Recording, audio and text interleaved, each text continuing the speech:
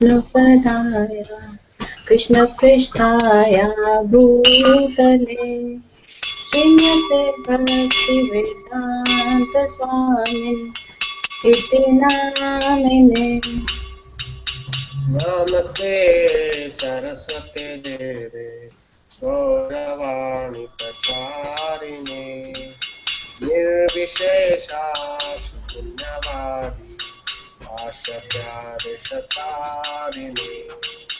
नमस्ते सरस्वती देवे गौरवाणी प्रचारिणे निर्विशेषा शून्यवादी साचत्यदिशतारिणे। भज श्री कृष्ण चैतन्य प्रभु नित्यानंद श्री अद्वैता गदाधर श्रीवासदि गौरवृंदा। भज श्री कृष्ण चैतन्य प्रभु नित्यानंदा श्री अद्वैता गदाधर श्रीवासादि गौर भक्तवृंदा। हरे कृष्णा कृष्ण कृष्ण हरे हरे हरे राम राम राम हरे हरे। हरे कृष्णा कृष्ण कृष्ण हरे हरे हरे राम राम राम हरे हरे। हरे कृष्णा कृष्ण कृष्ण हरे हरे हरे राम हरे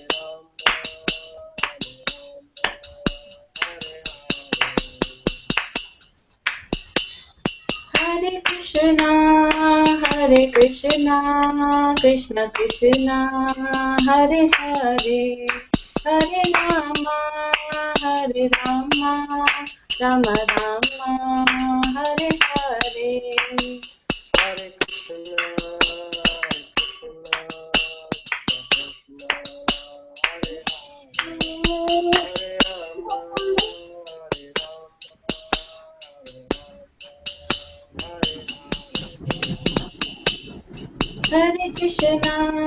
हरे कृष्णा कृष्ण कृष्ण हरे हरे हरे राम राम राम हरे हरे। हरे कृष्णा कृष्ण कृष्ण हरे हरे राम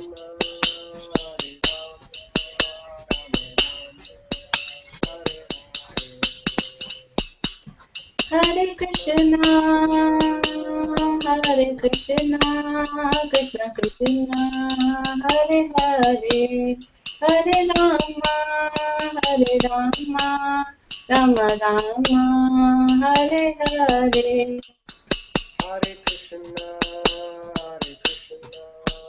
कृष्ण कृष्ण हरे हरे राम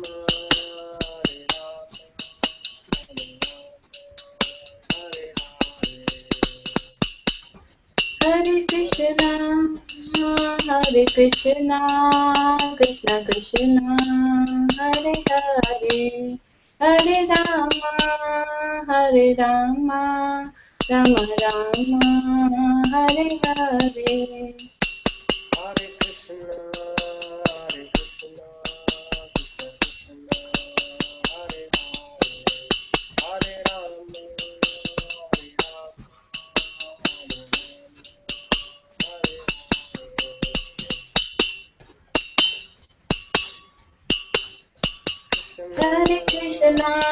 हरे Krishna Krishna Krishna Hare Hare Hare Ram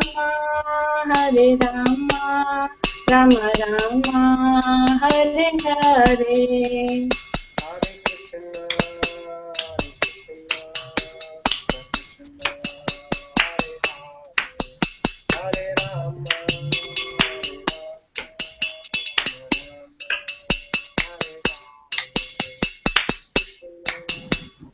Hare Krishna, Krishna Krishna, Hare Hare, Hare Rama, Rama Rama, Hare Hare.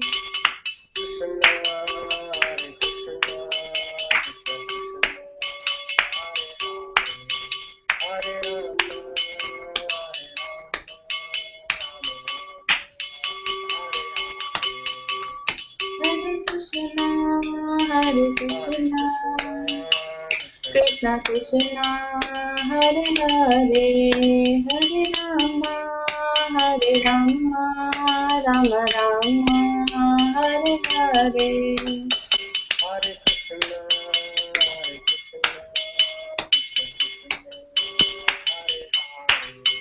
Hare Rama,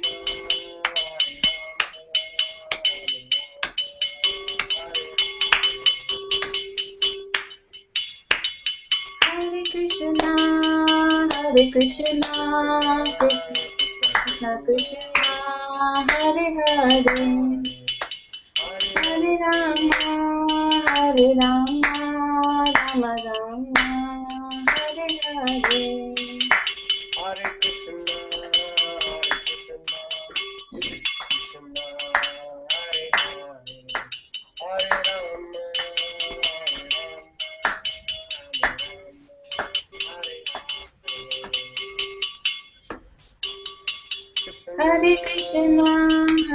Hare Krishna, Krishna Krishna, Hare Hare, Hare Rama, Rama Rama, Hare Hare. Hare Krishna, Krishna, Hare Hare, Hare Rama, Rama,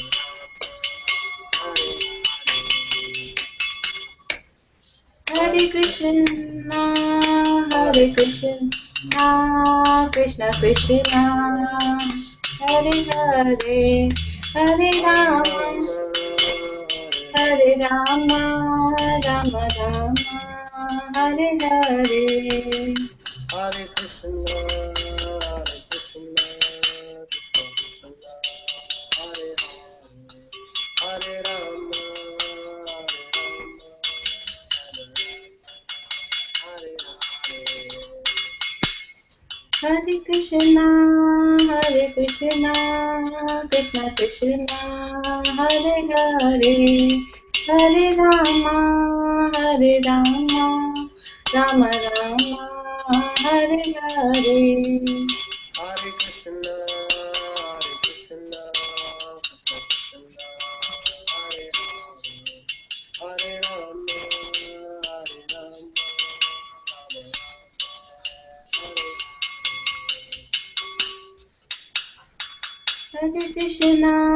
Hare Krishna, Krishna Krishna, Hare Hare, Hare Rama, Rama Rama, Hare Hare. Hare Krishna, Krishna, Hare Hare, Hare Rama, Hare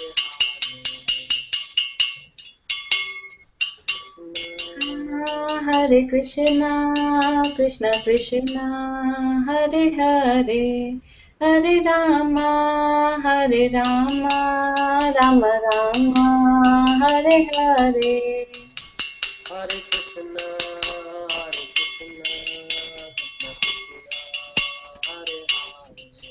Hare, Hare Rama,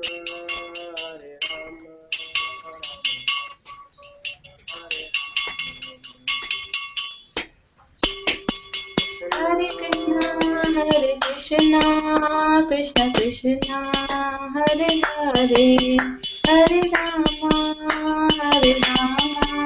Rama Rama, Hare Hare. Hare Krishna,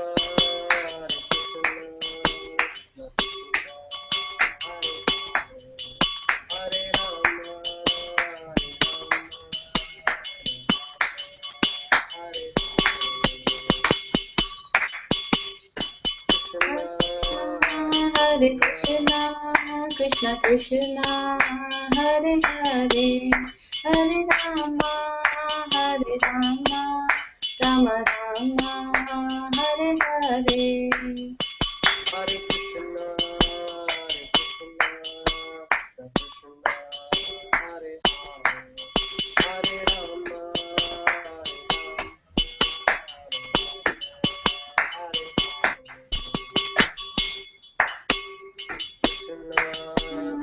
Hare Krishna, Hare Hare, Hare Rama, Hare Rama, Rama Rama, Hare Hare. Hare Krishna, Krishna Krishna, Hare Rama,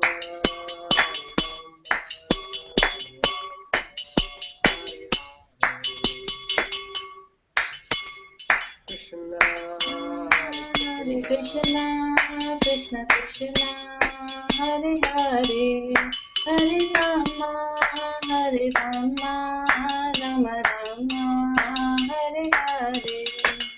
Hare Krishna, Krishna Krishna, Hare Hare,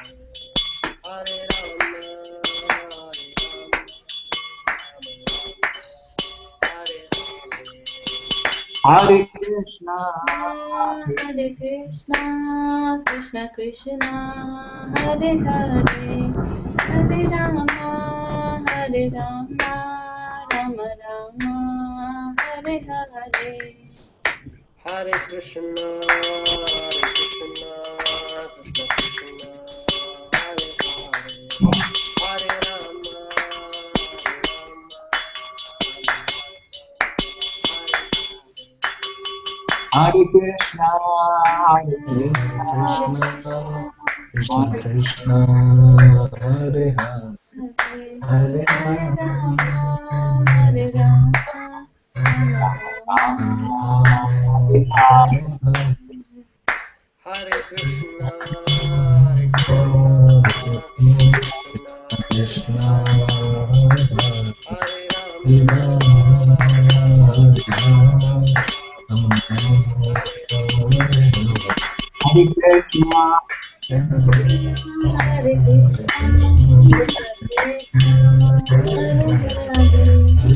Hare Hare Rama, Hare Rama,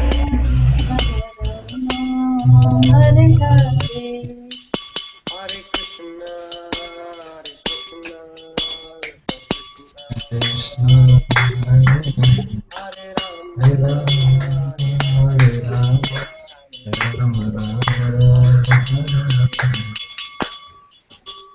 Hare Krishna, Hare Hare Krishna, Hare Krishna, Krishna Krishna, Hare Hare, Hare Rama, Hare Rama, Rama Rama, Hare Hare.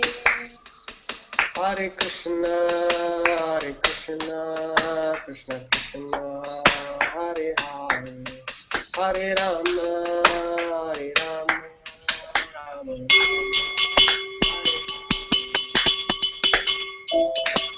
Hare Krishna, Hare Krishna, Krishna Krishna, Hare Hare, Hare Rama, Hare Rama, Rama Rama, Hare Hare.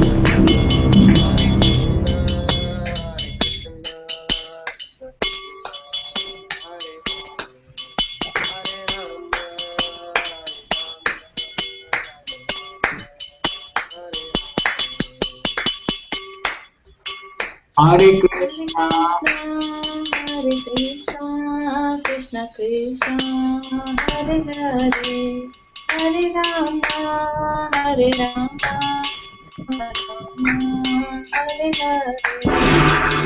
Hare Krishna,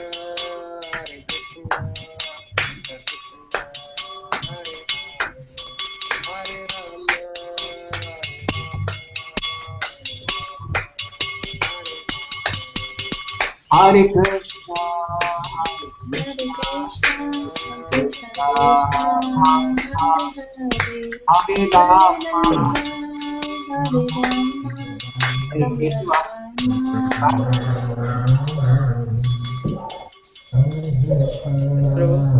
Yes, please start. Thanks a lot. Good. Welcome, Rajesh. I think Mataji, you have seen him before. Rajesh was part of our discussion. Yes, Hare Prabhu. Krishna. 2 weeks ago, Prabhu. Hare Krishna, Rajesh Prabhu. Hare Krishna. Hey, Mataji, which sloka we stopped last time? Do you remember? 31st we have to start.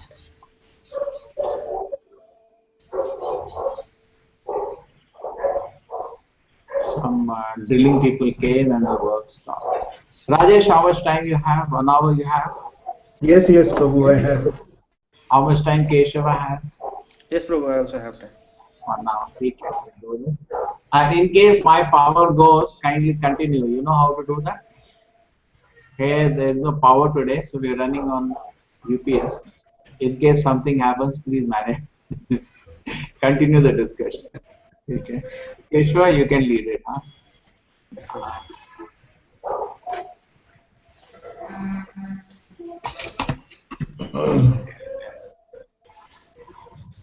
The beautiful verses. This is Bhishma's meditation. Om Jnana Timirandasya Jnananjana Shalakaya Chakshurmritam Yena Tasmai Shri Gurave Namaha. Namo Vishnupadaya Krishna Pristhaya Vishnupadaya Krishna Pristhaya Bhutale Srimati Namaste Namaste Saraswate Devi Saraswati Devi Gaurani Charani Shaya Shunyavadi Pashad Sarini Jai Shri Krishna Shri Krishna Chaitanya Prabhu Nityananda Shri Veda Gadadhara Srivastava Gaura Bhaktivinoda Hare Hare Krishna Krishna Krishna Krishna Hare Hare Hare Rama Hare Rama Rama Rama Rama Hare Rama Hare Hare.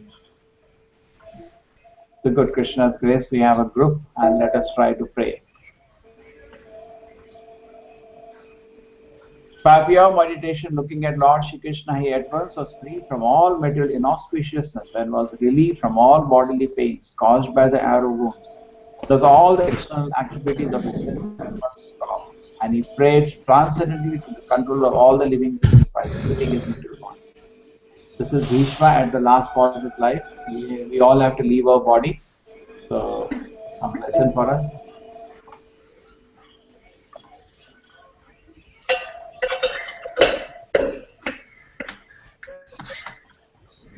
Yes, we will read. Rajesh, you want to read? Yes, Prabhu, I'll read. The material body is a gift of the material energy, technically called illusion. Identification with the material body is due to forgetfulness of our eternal relationship with the Lord. For the pure devotee of the Lord like Bhishma Deva, this illusion was at one external material energy is like darkness. In the presence of the sun, there is no possibility that darkness can stand. Therefore, just on the arrival of Lord Krishna, all material contamination was completely removed, and Bhishma degraded by stopping the activities, the impure senses in collaboration with matter. The soul is originally pure, and so also the senses. By material contamination, the senses assume the role of imperfection and impurity. By revival of contact with the Supreme Pure, Lord Krishna, the senses again became freed from material contaminations. Bhishma Deva attained all these conditions prior to his leaving the material body because of the presence of the Lord. The Lord is the controller and benefactor of all living beings. That is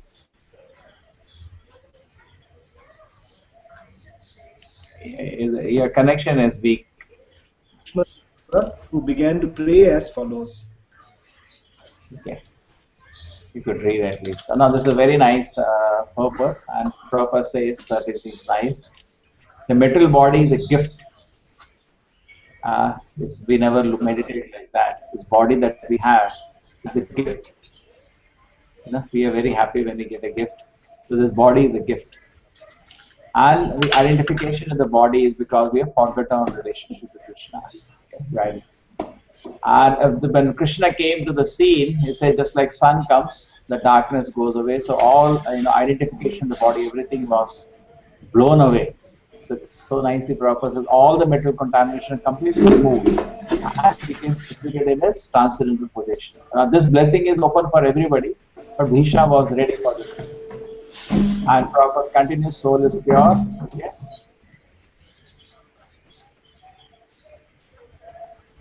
So Krishna has come. Prabhupada used to say, Bhishma is so great.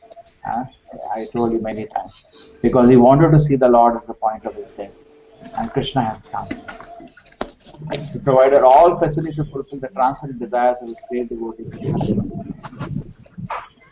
We can hear some lightning going on here. Kindly hear. Okay, now we go to the next one.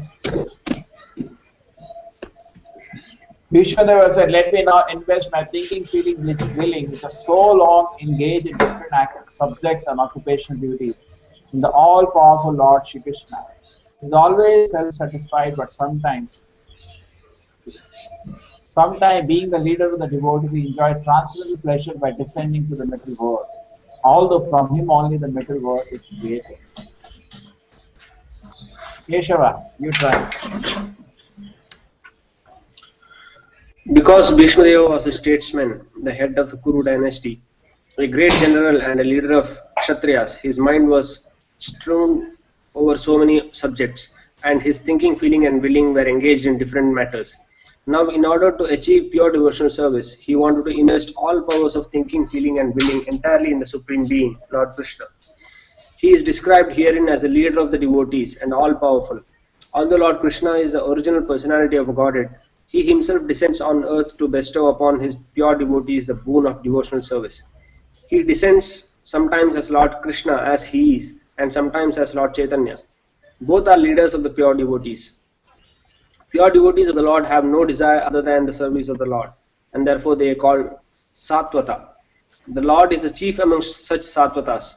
Bhishmadeva therefore had no other desires. Unless one is purified from all sorts of material desires, the Lord does not become one's leader. Desires cannot be wiped out, but they have only to be purified. It is confirmed in the Bhagavad Gita by the Lord himself that he gives his instructions from within the heart of a pure devotee who is constantly engaged in the service of the Lord. Such instruction is given not for any material purpose, but only for going back home, back to Godhead. For the ordinary man who wants to lord it over material nature, the Lord not only sanctions and becomes a witness of activities, but he never gives the non-devotee instructions for going back to Godhead. That is the difference in dealings with the Lord with different living beings, both the devotees and non-devotee. He is leader of all living beings, as the king of the state rules both the prisoners and the free citizens. But his dealings are different in terms of devotees and non-devotee.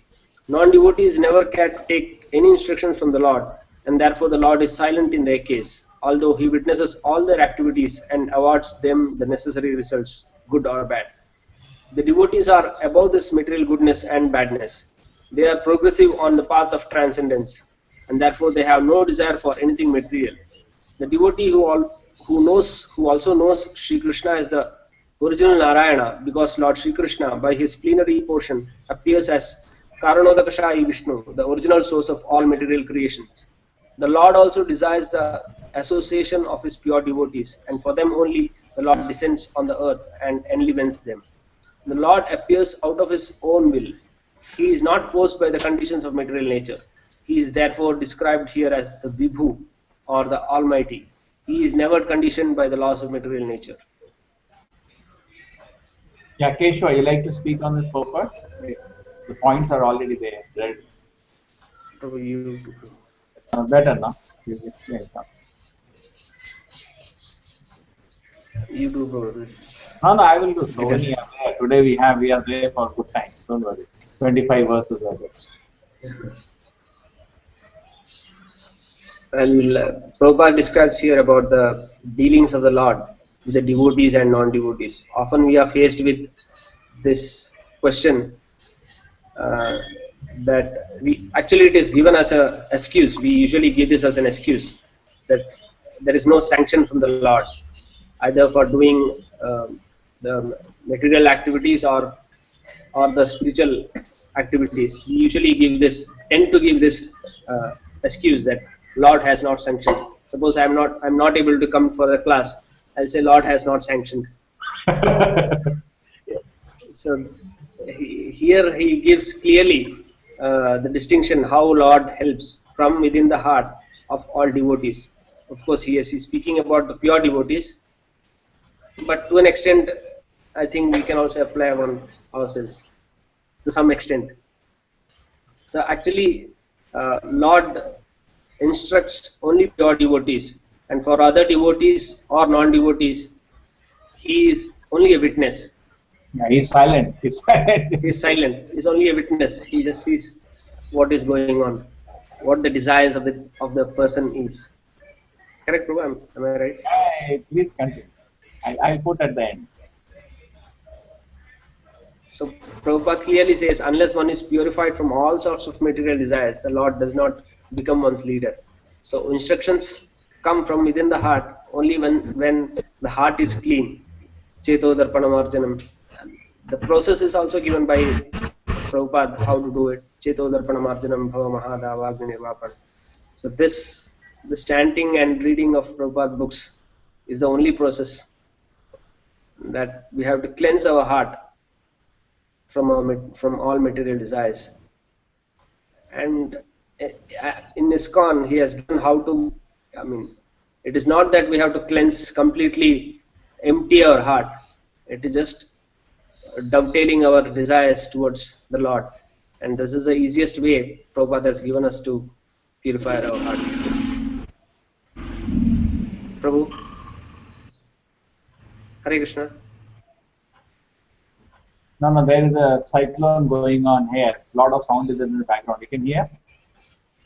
Sometimes. Yes, bro. My place. Therefore, I'm making you do all the talking. Dovetailing everything. What you said, dovetailing. Dovetailing. Yes. So you continue. You can hear me or the cyclone sound is coming? No, we can hear you, bro. I can hear you. Yeah. So, see that he wanted to invest. This is the thing we have to do as a devotee every day, at least during japa time. All thinking, feeling, willing entirely on the Supreme Being, and the sound vibration. At least today, Bhaktivinoda Thakur says the first contact with the Lord is the holy name of the Lord. So, very submissively, with great respect, you have to create the sound vibration. Otherwise, there is no hope. So, all the thinking, feeling, willing should be absorbed. And this practice should go on because the time of death, that's all we are supposed to do. Fully focus. So we don't know how to leave the body, but we at least mentally prepare ourselves that all thinking, feeling, willing has to be focused on the Lord. And suddenly we can't do it. Otherwise, see, generally it is strewn over so many subjects. Mind is strewn over so many subjects. We will not be able to focus on Krishna. And Prabhupada says he's so sweet. He says the leader of the devotees, and the guy, because he bestows upon the devotee the boon of devotion service. And as Krishna as Lord Chaitanya, he is the leader. And unless we are pure, we will not be able to become, Krishna will not become our leader. Then laws of karma will take care of us. So it's like Yeyata Mam Prapadyante. But for a pure devotee, he completely takes charge of their life. Bhagavad Gita, Prabhupada says, and the shloka comes to Rishikesh. The ordinary man who wants to lord it over material nature, the Lord not only sanctions become witness, but he never gives to non-devotee instruction for going back to God. Ordinary man, that Hanumanta Upadeshta goes on, but Krishna does not become the guide. The Lord is silent in it. They don't want it? Okay. The Lord also desires the association of a pure devotee. It's a very sweet thing. He also wants to get association of a devotee. And that's why he comes. Therefore, many times it is analyzed, why did Krishna came? These are all official reasons. He came to kill Kamsa and all these are official. But the real reason was that Krishna wanted to spend some time with his devotees. Okay. This Shri Krishna is the intimate friend of Arjuna. He has appeared on his earth in the transcendental body which resembles the bluish color of the Tamala tree. His body attracts everyone in the three-planetary system, upper, middle, and lower. May his glittering yellow dress and his lotus face covered with painting of sandal pearl, be the object of my attraction. I may I not desire fruited desserts. Yes, Payal Mataji, you like to read? Yes, Prabhu. Yes, Screen hasn't changed yet. it will come. Yes, Prabhu. When Sri Krishna, by his own internal pleasures, appears on the earth, he does so by the agency of his internal potency. The attractive features of his transcendental body are desired in all the three worlds, namely upper, middle, and lower planetary systems. Nowhere in the universe are there such beautiful bodily features as those of Lord Krishna. Therefore, his transcendental body has nothing to do with anything materially created. Arjuna is described here as the conqueror and Krishna is described as his intimate friend.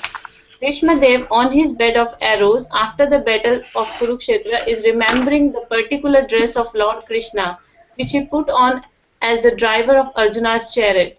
While fighting was going on between Arjuna and Bhishma, Bhishma's attraction was drawn by the glittering dress of Krishna, and indirectly his so-called he admired his so-called enemy Arjuna for possessing the Lord as his friend. Arjuna was always a conqueror because the Lord was his friend. Bhishma Dev takes this opportunity to address the Lord as Vijaya Sakhe, friend of Arjuna, because the Lord is pleased when he is addressed conjointly with his devotees, who are related with him in different transcendental humors. While Krishna was the charioteer of Arjuna, sun rays glittered on the dress of Lord, and the beautiful hue created by the reflection of such rays was never forgotten by Bhishma Dev. As a great fighter, he was relishing the relation of Krishna in the chivalrous humor. Transcendental relation with the Lord in any one of different rasas, humors, is relishable by the respective devotees in the highest ecstasy. Less intelligent mundaners who want to take a show of being transcendently related to the Lord artificially jump at once to the relation of conjugal love, imitating the damsels of Rajadham. Such a cheap relationship with the Lord exhibits only the base mentality of the mundaner, because one who has relished the conjugal humor with the Lord cannot be attached to the worldly conjugal rasa, which is condemned even by mundane ethics. The eternal relationship of a particular soul with the Lord is evolved. A genuine relation of the living being with the Supreme Lord can take any form out of five principal rasas, and it doesn't make any difference in the transcendental degree to the genuine devotee. Bhishma Dev is a concrete example of this, and it should be carefully observed how the great general is transcendently related with the Lord. Keshava, again General has come. General Bhishma. General Vishnu Dev. Yeah, General. Okay, the attractive. Now this is the line we all know. This is an amazing thing. Krishna is so beautiful. Correct? Prabhupada says, nowhere in the universe there are such beautiful features as those of the Lord. You can't see anybody always no more beautiful than Krishna. That's Krishna even beats Narayana in beauty. It's unimaginably beautiful. He is the beauty. Actually, beauty is defined as it comes near Krishna. Correct? He is the definition of beauty is Krishna himself. Unimaginably beautiful. You will be, stunned when you see Krishna. So he saw in the battlefield how the sunlight was on Krishna. He was looking so beautiful. But the pleasure is transcendental. When you see Krishna, the pleasure is transcendental. Metal word, it is all packet of stool and urine, and it's a mundane pleasure. But here it is a transcendental satisfaction when you see the beauty of Krishna. And Prabhupada says we should not try to immediately jump to the higher rasas without, going through the sadhana. And this says don't be a sahajiya. And Prabhupada says we should be carefully observe how he is relating to the Lord. The great general is transcendently related to the Lord. Okay, Keshava, I go to the next shloka. Yes, Prabhu. Anything you like to add here? Okay.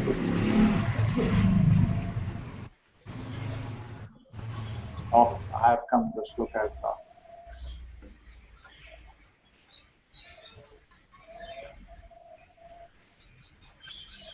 I got a little hold of it. In the beginning, I used to be confused how to manage.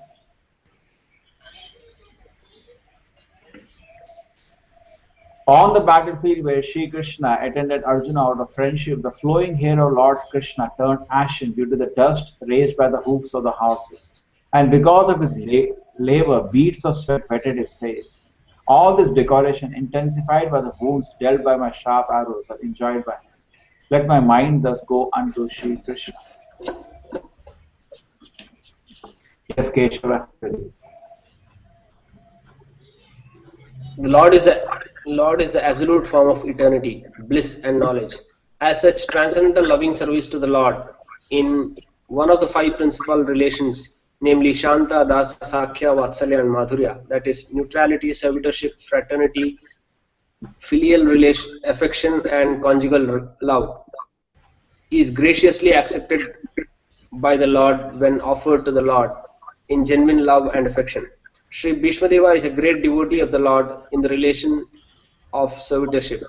Thus his throwing of sharp arrows at the transcendental body of the Lord is as good as worship of another devotee who throws soft roses upon him.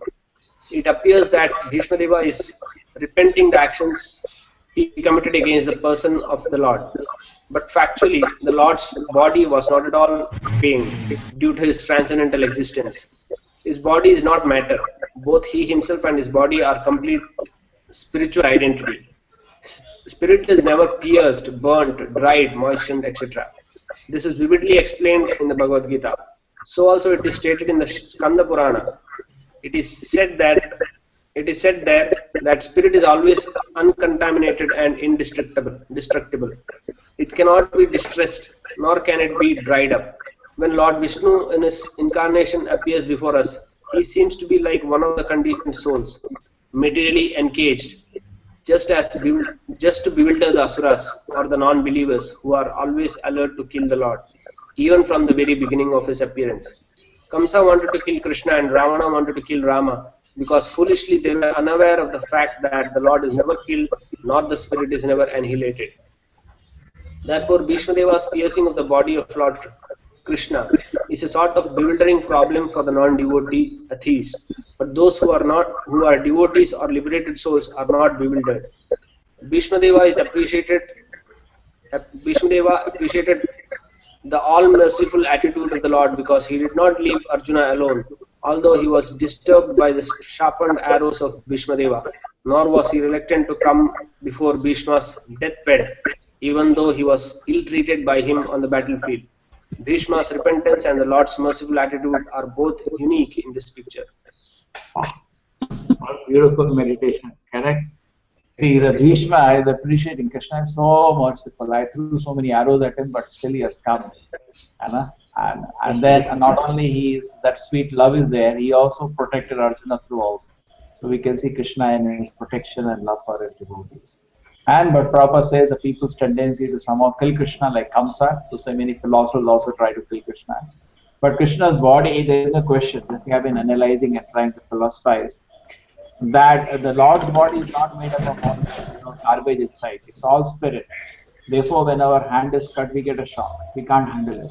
So similarly, because the spiritual body, which we are thinking we are having, these deficiencies are not there in the spiritual body. The body is not there. This is the kind of bewilderment, created by Krishna. Just like Mohini Murthy cheated the Danavas. So continuously the Bhagavatam keeps cheating the Danavas. If somebody doesn't come with the proper spirit and just read the verses and doesn't take the explanation from Acharyas, he will get confused. It's a confidential secret. So it's only revealed to the devotees to take help of the devotees. So this is a bewilderment created. The body of the Lord doesn't have all this blood, stool, urine. It's a bewilderment created by the Lord. So, anything, Kesha, you wanted to say here? No problem. Mataji, you want to add anything? No problem. Rajesh? Yes, Prabhu. You like to say something? No, Prabhu. Thank you. Any questions here? Anything? We continue. Oh, there is more to it. Rajesh, try to read. Last time there was some problem with your connection. Okay. Yeah. Sri Vishwanatha Chakravarti Thakura, a great acharya and devotee in the humor of conjugal love with the Lord, remarks very saliently in this regard. He says that the wounds created on the body of the Lord by the sharpened arrows of Bhishmadeva were as pleasing to the Lord as the biting of a fiancé who bites the body of the Lord directed by a strong sense of sex desire. Such biting by the opposite sex is never taken as a sign of enmity, even if there is a wound on the body. Therefore, the fighting as an exchange of transcendental pleasure between the Lord and his pure devotee, Sri Bhishmadeva, was not at all mundane. Besides that, since the Lord's body and the Lord are identical, there was no possibility of wounds in the absolute body. The apparent wounds caused by the sharpened arrows are misleading to the common man, but one who has a little absolute knowledge can understand the transcendental exchange in the chivalrous relation. The Lord was perfectly happy with the wounds caused by the sharpened arrows of Bhishmadeva. The word Vibhidhyamana is significant because the Lord's skin is not different from the Lord. Because our skin is different from our soul, in our case, the word Vibhidhyamana or being bruised and cut would have been quite suitable. Transcendental bliss is of different varieties, and the variety of activities in the mundane world is but a perverted reflection of transcendental bliss. Because everything in the mundane world is qualitatively mundane, it is full of inebrities. Whereas in the absolute realm, because everything is of the same absolute nature, there are varieties of enjoyment without inebriety. The Lord enjoyed the wounds created by his great devotee Bhishmadeva, and because Bhishmadeva is a devotee in the chivalrous relation, he fixes up his mind on Krishna in that wounded condition. Okay, so we understand our position. Ishva and Krishna have chivalrous. Sometimes Krishna likes to have fun of fighting. Like a team, Prabhupada says, wants to fight. So he has, some wrestlers and they have mock fighting in ninja. So Bhishma gives that pleasure to the Lord. So he's meditating on that. Okay. Nice. Your voice was very clear, Rajesh. Last time there was some, some internet thing, some interruption. That if in obedience to the command of his friend Lord Shri Krishna entered the arena of the battlefield of Kurukshetra between the soldiers of Arjuna and Duryodhana, and while there he shortened the lifespans of the opposite party by his merciful glance. This was done simply by looking at the enemy. That's my mind fixed upon that. He's meditating on Parthasarthi. Okay, that's a meditation of the Yes. Whose turn now? Mataji, your turn. In the Bhagavad Gita, ordered the embodiment Lord Shri Krishna to carried between the kings of soldiers. He asked him to stay there until he had finished observing the enemies he had to face in the battle. When the Lord was so asked, Advance did so, just like an ordinary carrier. And the Lord pointed out all the impediments, opposite sides, Hate, Krishna, Drona, and so on. The Lord, being the supreme living being, is never the order supplier or order carrier of anyone, whoever he may be.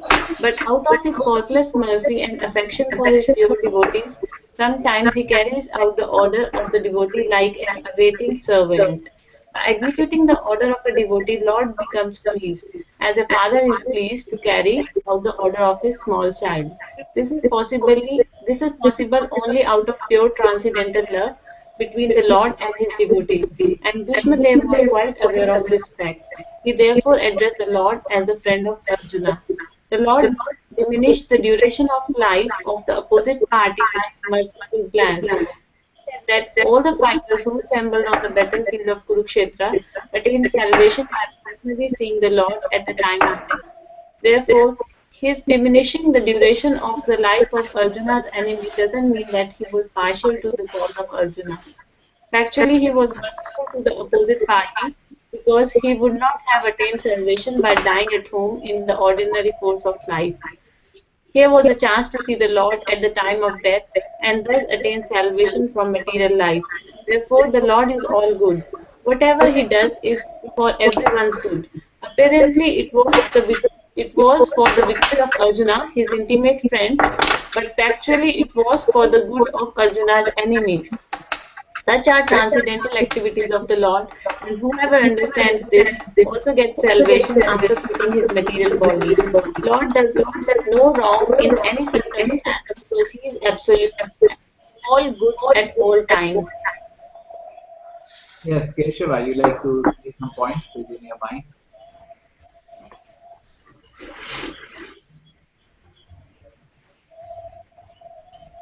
Prabhu? You wanted to say something? I felt something you wanted to say. No, Prabhu. Okay, so easy points. This first thing is that Krishna likes to carry the order. You know that the example of that some Prime Minister of England, do you know that? Prabhupada says? No, Prabhu. You know, once what happened, the secretary wanted urgently, you know, Prime Minister has so many important duties, he wanted Prime Minister to intervene in something. And 1 hour happened and he was not coming only. So he went to his house. And there he was waiting. So no, he's busy. What busy? You know, Prime Minister, he has to tell yes, no, or something. You know. And then finally he peeped through the window. The Prime Minister had become a horse, and his grandson was sitting on him, and that was his busyness. You know, and grandson was having fun. Move, and he was moving like a horse for his grandson. Prabhupada takes that example. It was a famous story at that time. So Prabhupada take that example and say this is how even Lord likes to reciprocate to his devotees. He is not their servant, but just like Arjuna was saying, take my child. And Krishna was taking, you know, just having a pleasure of obeying his devotees. So this is part done. And then, and Krishna's, this is a killing. He said Krishna was good to even the Kauravas and even all the soldiers, both the sides, because they saw, see Krishna. So they attained lotus feet of the Lord. Apparently, it was for the victory of Arjuna, but everybody got blessed. And then Prabhupada is saying the last line, whoever understands this, if you understand that Krishna is good to everybody, you'll also get salvation. Lord does not do any wrong in any circumstance because the absolute, all good at all times. God is good, people say, but we have to understand how is he good at all times. When Arjuna was seemingly polluted by ignorance, upon observing the soldiers and commanders before him on the battlefield, the Lord eradicated his ignorance by delivering transcendental knowledge. May his lotus feet always remain the objects of my attraction. Now whose turn? Keshava's turn.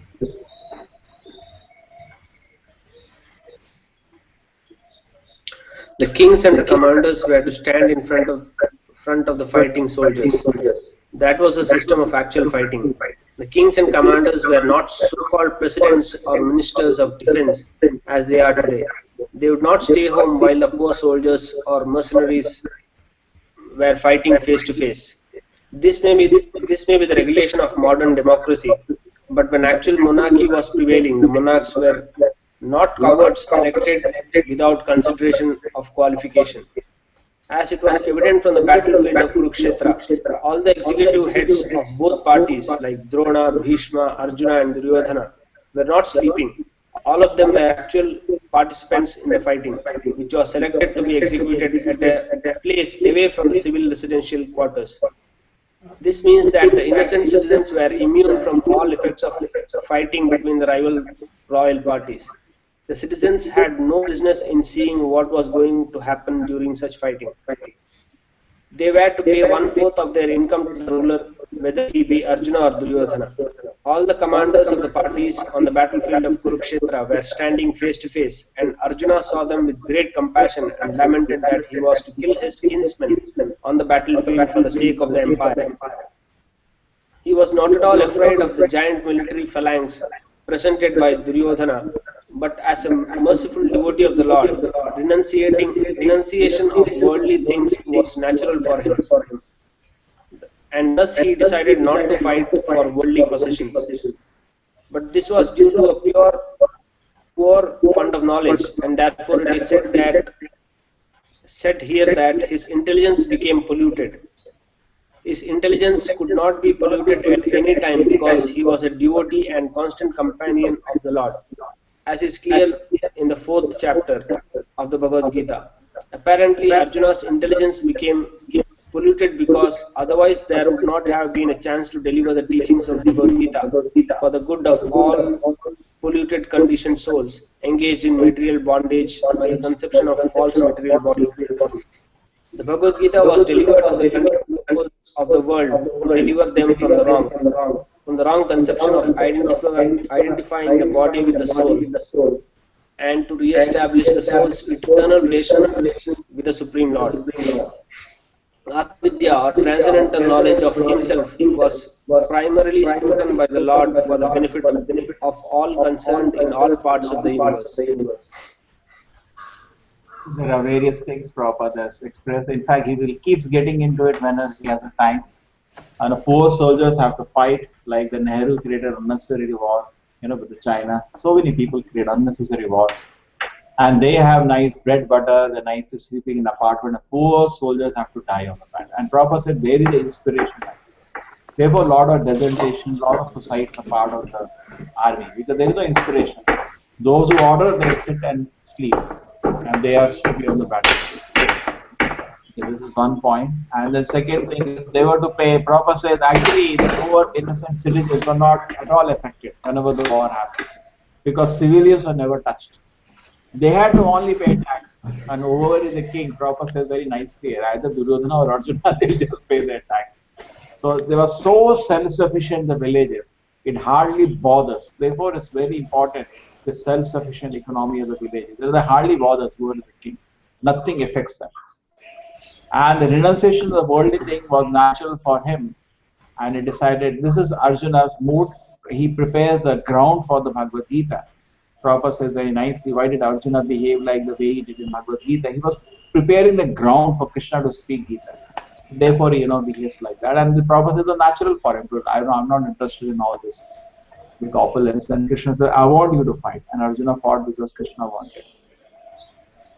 And Krishna spoke Bhagavad Gita, that is Atmavidya, transcendent knowledge, for the benefit of all concerned in all parts of the universe. So nicely said. Okay, now we go to the next portion. Fulfilling my vow and sacrificing his own promise, he got down from the chariot, took up his wheel, and ran towards me hurriedly, just as a lion goes to kill an elephant. He even dropped his outer garment on the way. Now he's meditating on the seat which he cherished so much, that Krishna came to attack him.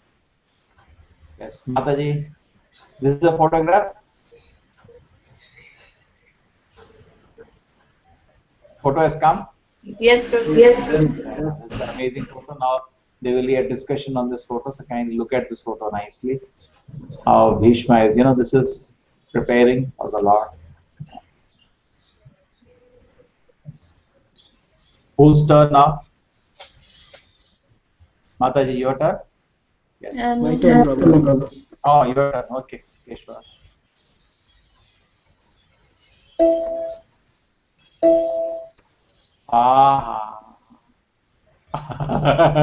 Power gone for Keshava. Now we two are there. Chalo. Prabhu, I'll read. Yeah.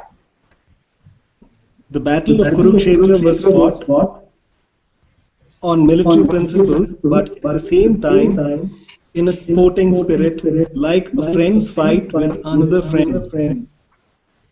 Duryodhana criticized Bhishmadeva, alleging that he was reluctant to kill Arjuna because of paternal affection. A Kshatriya cannot tolerate insults on the principles of fighting. Bhishmadeva therefore promised that the next day he would kill all 5 Pandavas with special weapons made for the purpose. Duryodhana was satisfied, and he kept the arrows with him to be delivered the next day during the fight. By tricks, Arjuna took the arrows from Duryodhana, and Bhishmadeva could understand that this was the trick of Lord Krishna. So he took a vow that the next day Krishna would have to take up weapons himself. Otherwise, his friend Arjuna would die. In the next day's fighting, Bhishmadeva fought so violently that both Arjuna and Krishna were in trouble. Arjuna was almost defeated. The situation was so tense that he was about to be killed by Bhishmadeva the very next moment. At that time, Lord Krishna wanted to please his devotee Bhishma by keeping Bhishma's promise, which was more important than his own. Seemingly, he broke his own promise. He promised before the beginning of the battle of Kurukshetra that he would remain without weapons and would not use his strength in either of the parties. But to protect Arjuna, he got down from the chariot, took up the wheel of the chariot, and hurriedly rushed at Bhishma Deva in an angry mood, as a lion goes to kill an elephant. He dropped his covering cloth on the way, and out of great anger, he did not know that he had dropped it. Bhishma Deva at once gave up his weapons and stood to be killed by Krishna, his beloved Lord. The fighting of the day was thus ended at that very moment, and Arjuna was saved. Of course, there was no possibility of Arjuna's death because the Lord himself was on the chariot, but because Bhishma Deva wanted to see Lord Krishna take up the weapon to save his friend, the Lord created this situation, making Arjuna's death imminent. He stood before Bhishma Deva to show him that his promise was fulfilled and that he had taken up the wheel. It's a very sweet pastime, we all know. This is, directly now, this is how it is, not by what, commercial operations, they put so much colors to it. This is directly what has happened. The Mahabharata and being described in the Bhagavatam. Bhagavatam also describes the same scene as Mahabharata, but in Bhagavatam the description is, more spiritual. Mahabharata is more goes into the politics.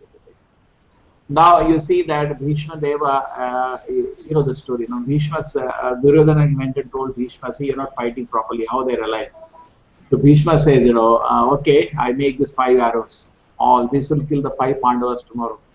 And Krishna is Paramatma, he knows everything. He told Arjuna, hey, you're sleeping here. This person has made 5 arrows. He's going to kill all of you. Go. He said, what? He said, no, remember once you held Duryodhana and he gave a promise to you that he will, what he has given you. That whatever you ask, he will give you. He said, I remember once I saved him when he gave me this promise. He said, go now.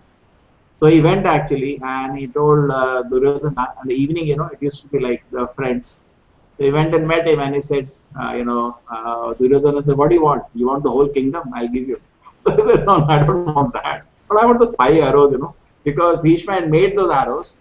Duryodhana said, give me those arrows. I'll keep it. And morning I'll give you those arrows. So it was the Duryodhana's suggestion of 5 arrows which are made to kill the 5 Pandavas. So he said, I want those 5 arrows. So Duryodhana gave it. This is just imagine how there were different kind of Kshatriyas. So that is one part. So some good part of Duryodhana comes here. He remembered and he fulfilled his promise. So then when Bhishma came to know in the morning, where are the arrows? He said, Arjuna came and took away. So Bhishma knew there is no way Arjuna can know unless Krishna is involved in the whole thing. So he said, okay, Krishna wants to get involved. Now let him get involved today, save his devotee. Unless he saves his devotee today, I'm going to kill. So that's what happens the whole pastime, and Krishna loses his name because he broke his oath. Krishna does not mind that. Rather, he protects his devotee, and also he blesses Bhishma by seeing that he has fulfilled Bhishma's oath. So Bhishma remains proper, Arjuna remains proper. Krishna loses his name, but Krishna does not mind all. Okay. May he, Lord Shri Krishna, the personality, Godhead, anybody has to say something? Payal Mataji, Rajesh, do you understand? Same in Parikshit Maharaj. Yes. Correct. Even Parikshit Maharaj, he took up a Sudarshana. That was the wrong because war was still not over. Correct? Yeah, Prabhupada mentioned that. Again, he broke that oath. Anything else? Rajesh, you wanted to say something? Is it clear? No, Prabhu, fine. Okay, may he, Lord Shri Krishna, the personality of Godhead who awards salvation, be my ultimate destination. On the battlefield, he charged me as if angry because of the wounds dealt by my sharp arrows. His shield was scattered and his body was smeared with blood due to the wounds. Still remembering, meditating on that. He is the Parthasarthi Bhakta. Yes, Mataji, you can read now.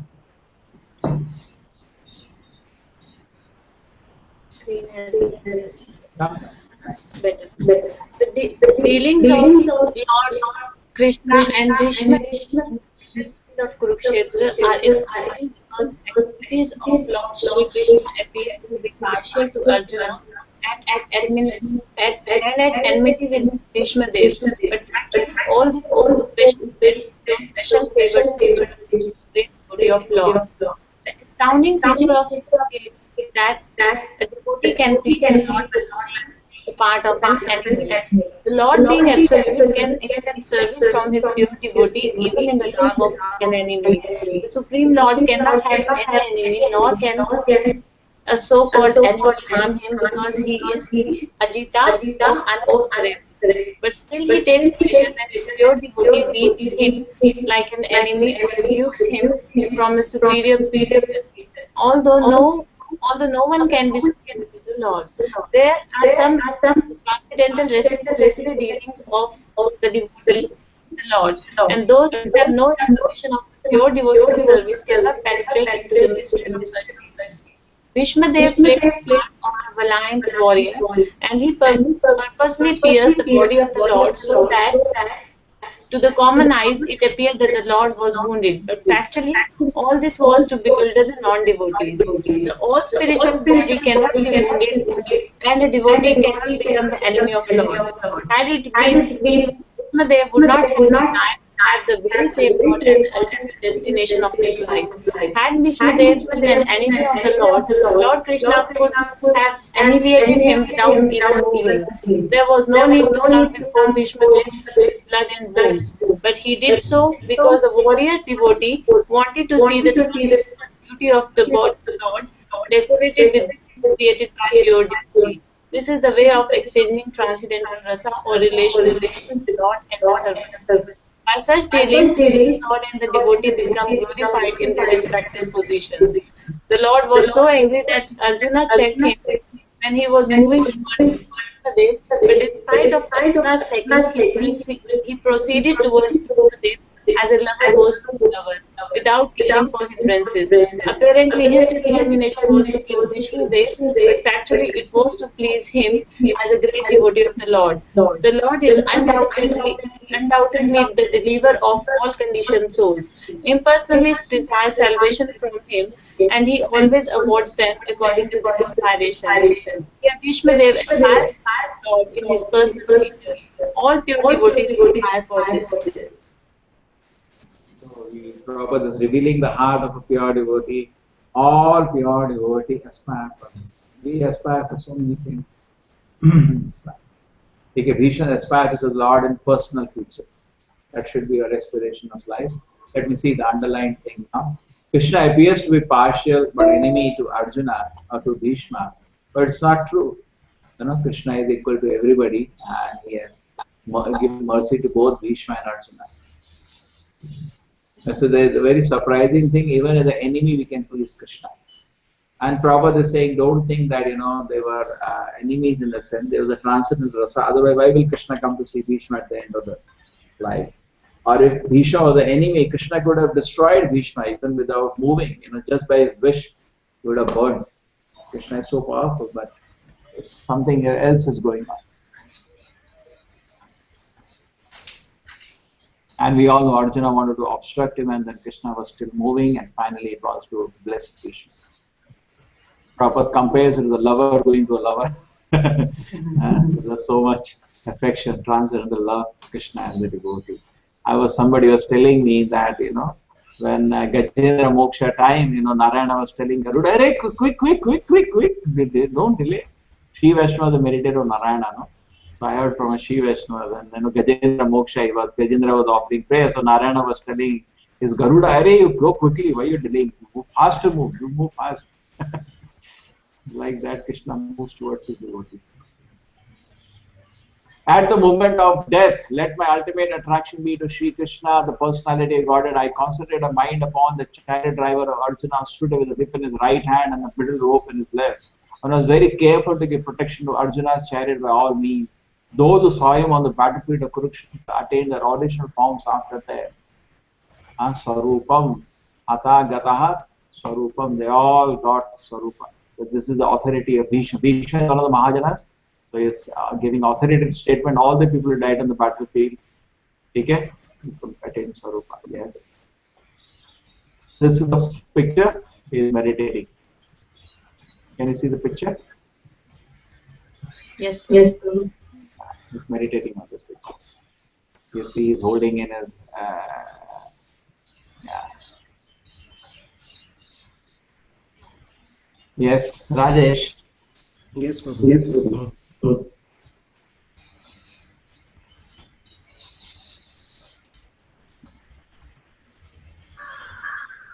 It has come. Yes, now it has come. A pure devotee of the Lord constantly seeks the presence of the Lord within himself because of being transcendently related by loving service. Such a pure devotee cannot forget the Lord for a moment. This is called trance.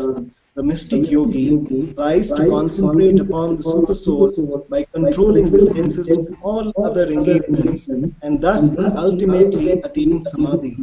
A devotee more easily attains samadhi or trance by constantly remembering the Lord's personal feature along with his holy name, fame, pastimes, etc. Therefore, the concentration of the mystic yogi and that of the devotee are not on the same level. The concentration of the mystic is mechanical, whereas that of pure devotee is natural in pure love and spontaneous affection. Bhishma Deva was a pure devotee, and as a military marshal, he constantly remembered the battlefield feature of the Lord as Partha Sarathi, the chariot driver of Arjuna. Therefore, the Lord's pastime as Partha Sarathi is also eternal. The pastimes of the Lord, beginning from his birth at the prison house of Kamsa up to the Mausala Leela, at the end, all move one after another in all the universes, just as the clock hand moves from one point to another. And in such pastimes, his associates like the Pandavas and Bhishma are constant eternal companions.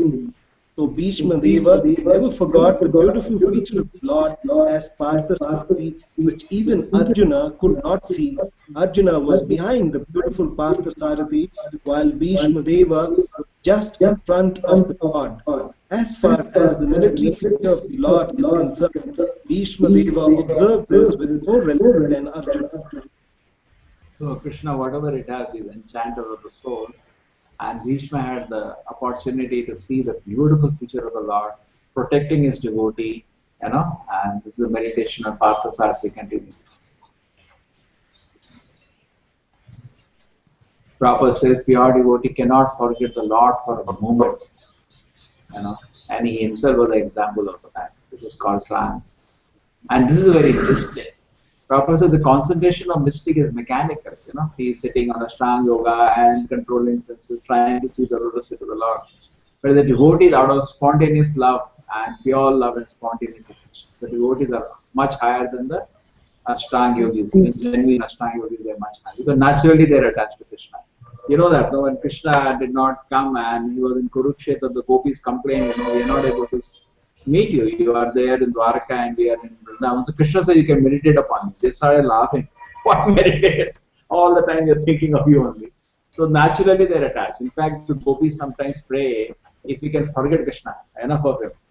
But they cannot forget him. They're so attached. So that is different.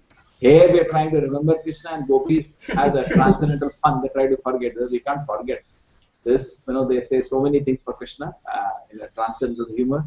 But we cannot forget it for a moment. So that is natural, very advanced devotion.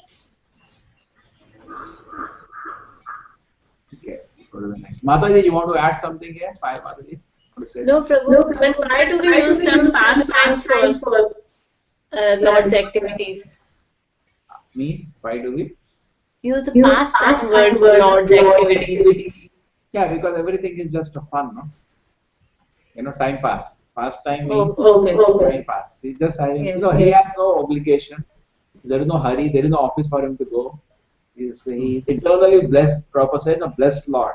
He's eternally blessed with all the opulences, and he's just having a flute and dancing all the time. He just time passes. He's just having time. Time pass. Yeah, exactly. Not past. Time pass. For us, time pass becomes, is considered sinful. Do something. Why you are sitting? but for the Lord, His past life should be remembered. That's why. yeah, his time past should be remembered. But whatever Krishna does is sweet actually, and it is good. Therefore, even a great, if you become very pure in the heart, you can also sit down at a place, okay, and you can just be absorbed in the Krishna Leela. It's all good. It's all good. Every moment is still worshipable, even though you are not externally doing anything. Correct?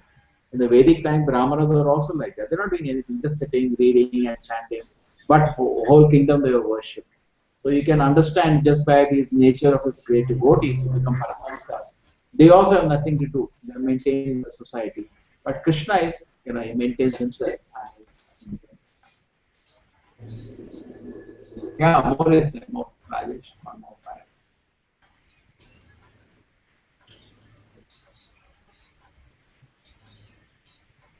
Rajesh, Hare Krishna. Yes, Prabhu. One more paragraph. Yeah, I can read it, but not okay. All the soldiers and persons in the field of Kurukshetra attained their original spiritual form like the Lord after their death, because by the causeless mercy of the Lord, they were able to see Him face to face on that occasion.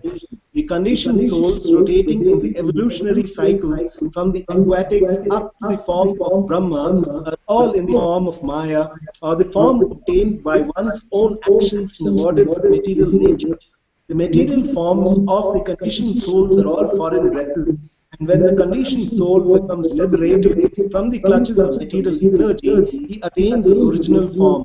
The impersonalist wants to attain the impersonal Brahman effulgence of the Lord, but that is not at all congenial to the living sparks, parts and particles of the Lord. Therefore, the impersonalists again fall down and get material forms, which are all false to spirit souls. A spiritual form, like the Lord, either two-handed or four-handed, is attained by the devotee of the Lord either in Vaikunthas or in the Goloka planet, according to the original nature of the soul.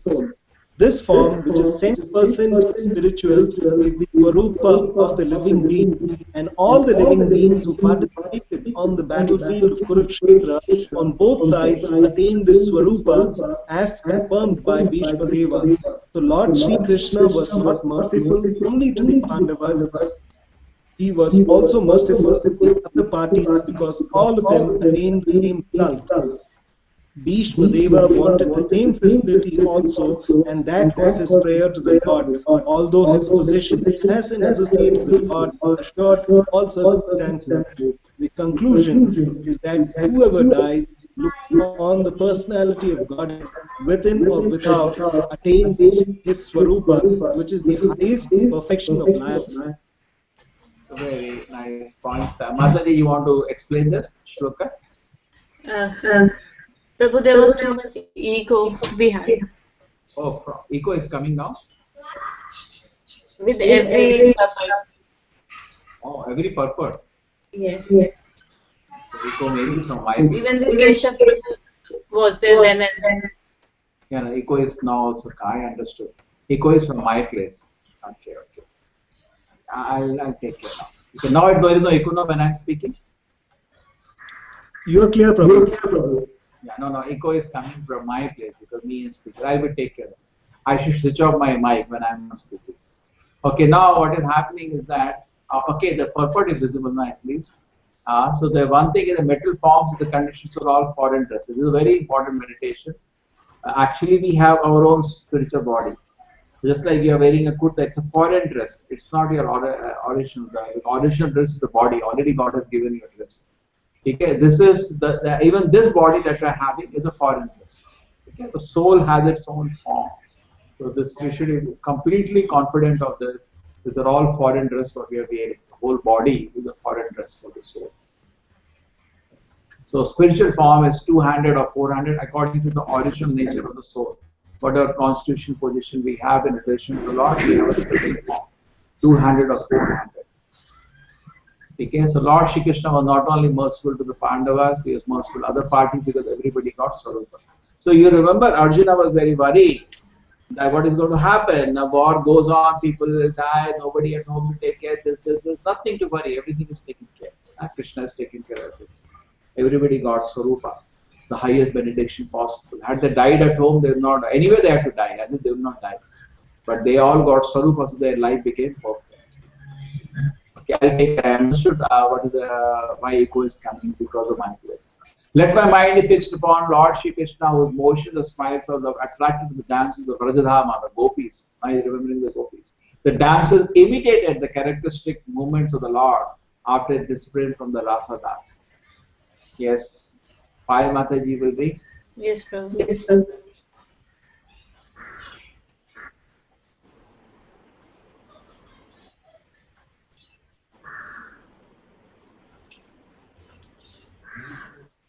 Screen hasn't changed.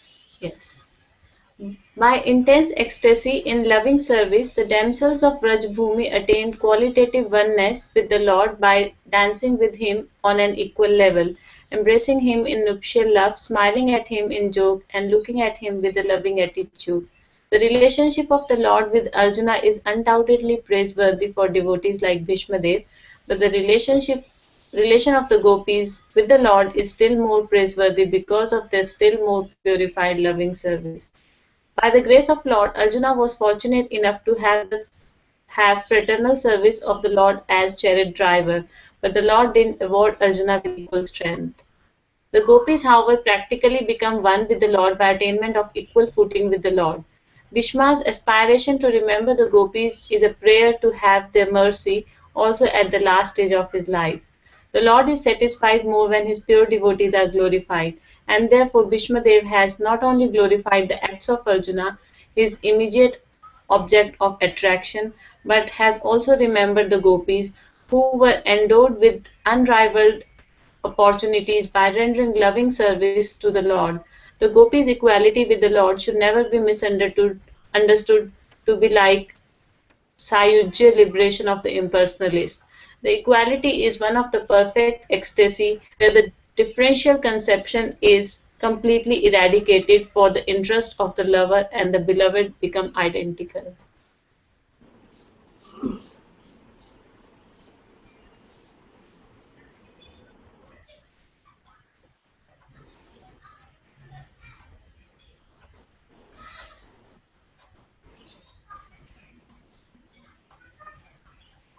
Hare Krishna Prabhu, I think your mic is off.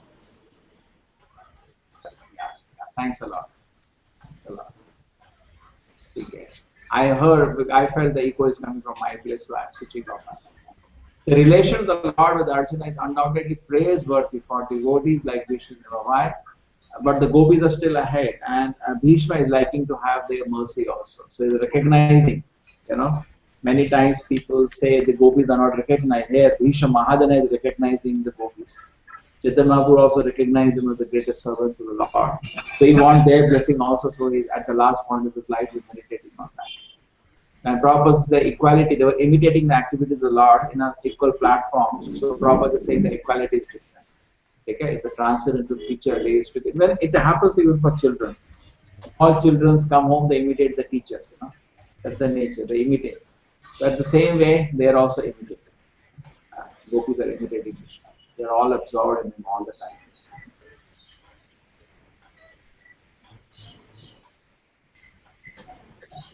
Now 41 to 44, we have some 47, 48. We continue or we stop here now, Mataji? What do you think? Continue, Prabhu. Okay. If you have time. No, we'll finish it today. We have this third session to finish the chapter. Mm-hmm. At the Rajasuya Yajna performed Maharaj Yudhishthira, they were the greatest assembly of all the elite ones in the world in the royal and learned order. In that great assembly, Lord Shri Krishna was worshipped by one and all as the most exalted personality of God.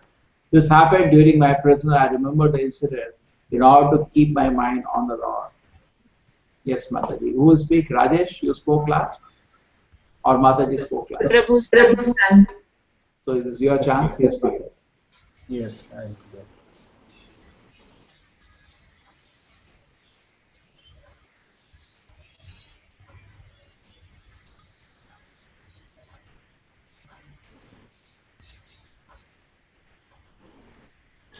After gaining victory in the battle of Kurukshetra, Maharaja Yudhishthira, the emperor of the world, performed the Rajasuya sacrificial ceremony. The emperor in those days, upon his ascendance to the throne, would send a challenge horse all over the world to declare his supremacy, and any ruling prince or king was at liberty to accept the challenge and express his tacit willingness either to obey or to disobey the supremacy of the particular emperor. One who accepted the challenge had to fight with the emperor and establish his own supremacy by victory. The defeated challenger would have to sacrifice his life, making a place for another king or ruler.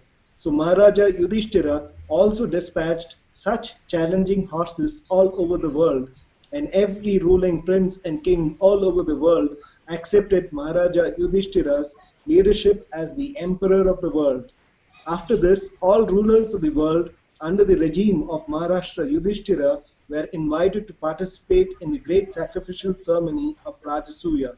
Such performances required hundreds of millions of dollars, and it was not an easy job for a petty king. Such a sacrificial ceremony, being too expensive and also difficult to perform under the present circumstances, is now impossible in this age of Kali. No, nor can anyone secure the required expert priesthood to take charge of the ceremony. So after being invited, all the kings and great learned sages of the world assembled in the capital of Maharaja Yudhishthira. The learned society, including the great scholars, great philosophers, religionists, physicians, scientists, and all great sages was invited. That is to say, the Brahmanas and the Kshatriyas were the topmost leading men in society, and they were all invited to participate in the assembly. The Vaishyas and Shudras were unimportant elements in society, and they are not mentioned herein. Due to the change of social activities in the modern age, the importance of men has also changed in terms of occupational positions. Yeah, any questions on that? No, sir. No, quite clear. When I studied this, actually, I felt that this pastime has got mixed up with it. Because after the battle of Kurukshetra, Bhishma leaves the world. You got it, no? Bhishma could not have witnessed the Rajasuya because he was with bed of arrows. This is referring to the pastime that happened when Krishna made Yudhishthira Maharaj there was one more, Hastinapur, what are the other place? Indraprastha. Correct, no? Yes. Indraprastha, where Shishupal was killed. Correct? I think he's referring to that pastime. What do you feel, Payal Mataji? Sometimes it happens, overlap occurs. After getting in the battle of Kurukshetra. You feel it is after the battle of Kurukshetra, but then he was on the deathbed of arrows. No? How? When did he leave the body? He waited for the Rajasuya to happen. But even if he waited for Rajasuya to happen, how he could see the ceremony? He was in the deathbed, no?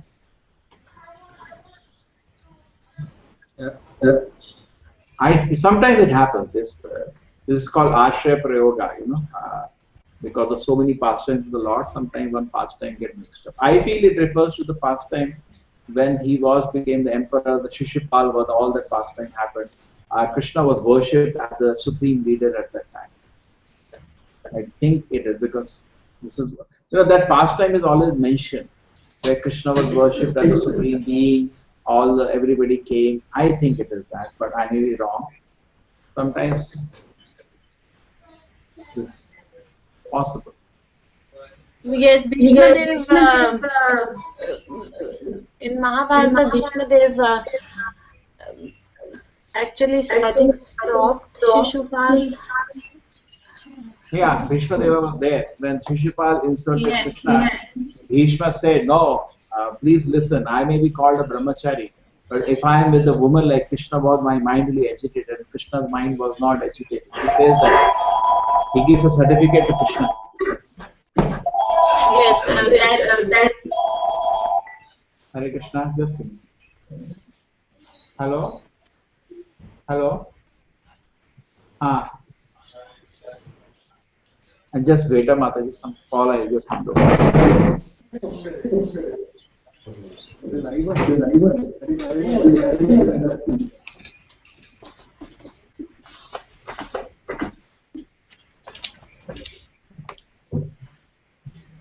Okay.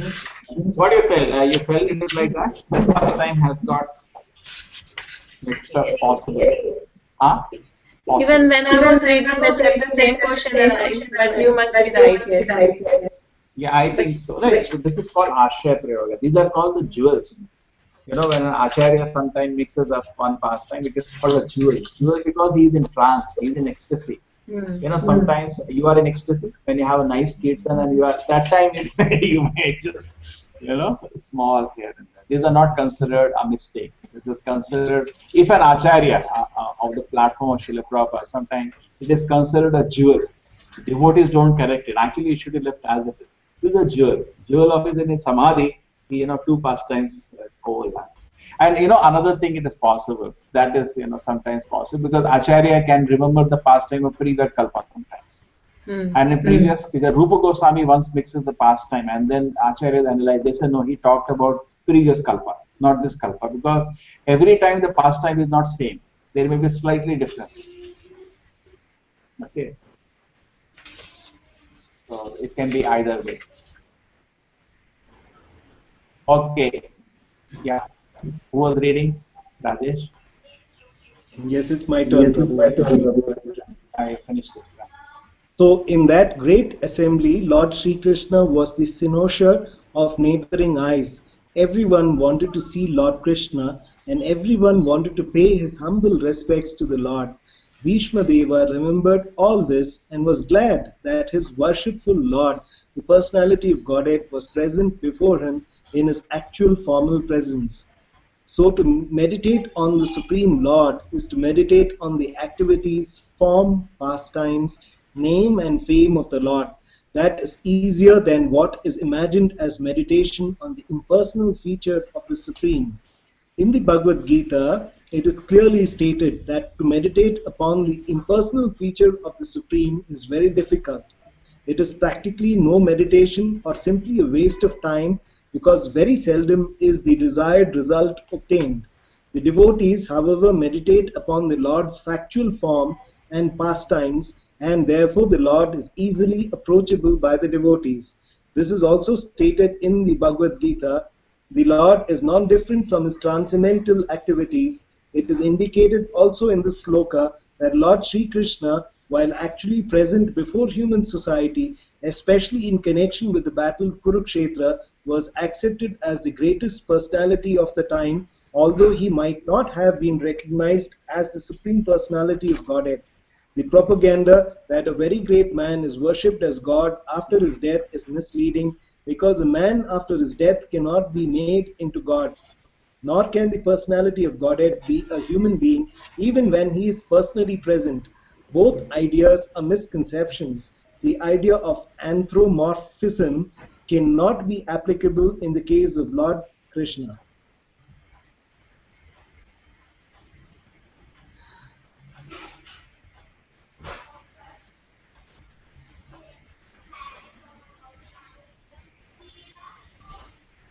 Prabhu, your mic is off. Okay. So now the devotees proper has a fun on the impersonalist here. He says it's impersonal feature of the Supreme, it is very difficult. It is practically no meditation or simply a waste of time because very seldom in the desired. Prabhupada says, I don't see any change. In fact, many people I see, they're doing so-called meditation. You see, there is no change in them. There is no realization in them. You know, it's all, they're in the same platform. Okay.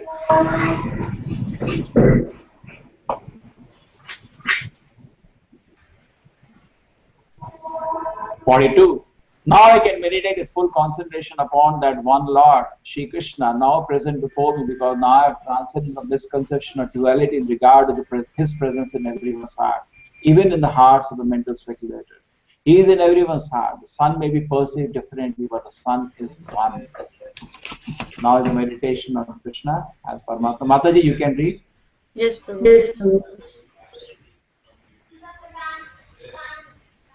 Lord Shri Krishna is the one absolute supreme personality of Godhead, but he has expanded himself into his multiplenary portion by his inconceivable energy. The conception of duality is due to ignorance of his inconceivable energy. In Bhagavad Gita, the Lord says that only the foolish take him to be a mere human being. Such foolish men are not aware of his inconceivable energies. By his inconceivable energy, he is present in everyone's heart, as the sun is present before everyone all over the world.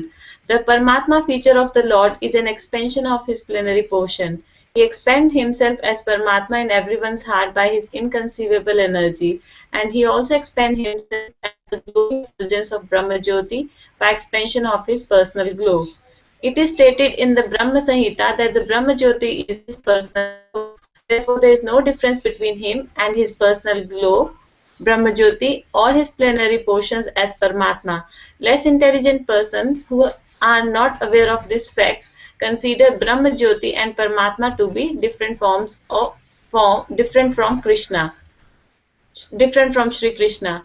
This misconception of duality is completely removed from the mind of Bhishma Dev, and he is now satisfied that it is the Lord Sri Krishna only who is all in everything. This enlightenment is attained by the great Mahatmas or devotees, as it is stated in Bhagavad Gita, that Vasudev is all in everything, and there is no existence of anything without Vasudev.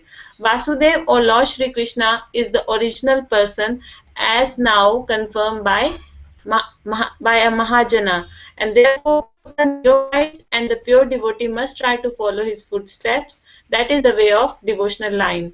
The worshipable object of Bhishma Dev is Lord Shri Krishna as Parthasarthi, and that the gopis is the same Krishna in Vrindavan as the most attractive Shyam Sundar. Sometimes less intelligent scholars make a mistake and think that Krishna of Vrindavan and that of Battle of Kurukshetra are different personalities. But for Bhishma Dev, this misconception is completely removed. Even the impersonalist object of destination is Krishna as the impersonal Jyoti, and the yogi's destination of Paramatma is also Krishna. Krishna is both Brahma Jyoti and localized Paramatma, but in Brahma Jyoti or Paramatma there is no Krishna or sweet relations with Krishna. In his personal feature, Krishna is both Parthasarthi and Shyam Sundar of Vrindavan, but in his impersonal feature he is neither in the Brahma Jyoti nor in the Paramatma. Great Mahatmas like Bhishma Dev realize all these different features of Lord Shri Krishna, and therefore they worship Lord Krishna, knowing him as the origin of all features.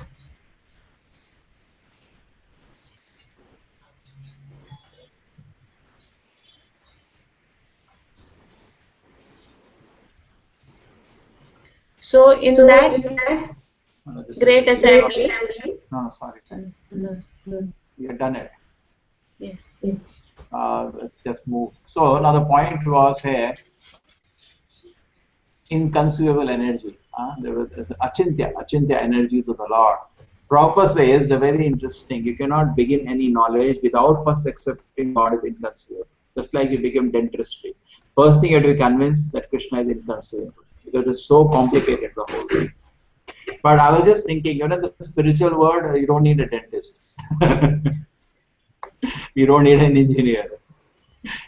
In one sense. Why both me engineers and you dentists are not needed? Because they are the spiritual body, the perfect. Perfect. There is no teeth problem there. And another thing is that in the spiritual world, there is no Ugra Karma. They're just playing with Krishna all the time. So there is no need of the so-called engineers. So we will be material, our skills are of no use there.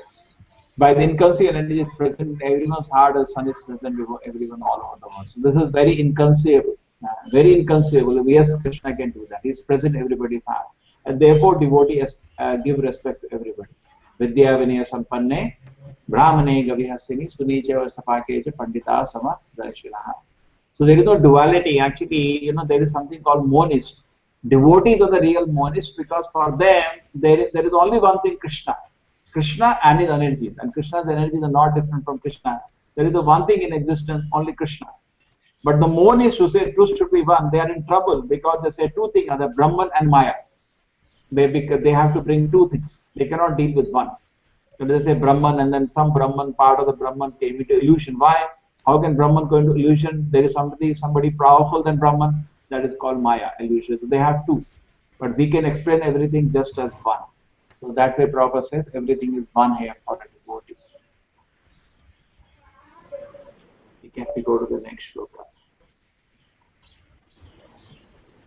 Suta Goswami said that Bhishana merged himself in the Super Soul, and Lord Shri Krishna, the Supreme Personality Godhead, with his mind, speech, sight, and action. Thus he became silent, his breathing stopped. Now he has completely taken Samadhi, that is, Bhishma is leaving the world. Yes, the purport. Rajesh, your turn. Yes, Prabhu. Yes, Prabhu.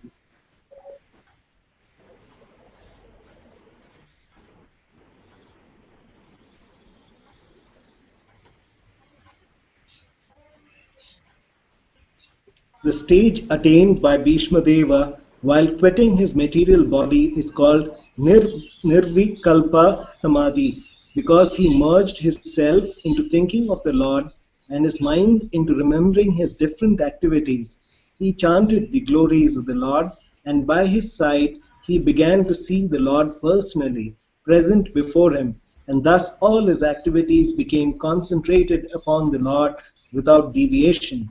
This is the highest stage of perfection, and it is possible for everyone to attain this stage by practice of devotional service.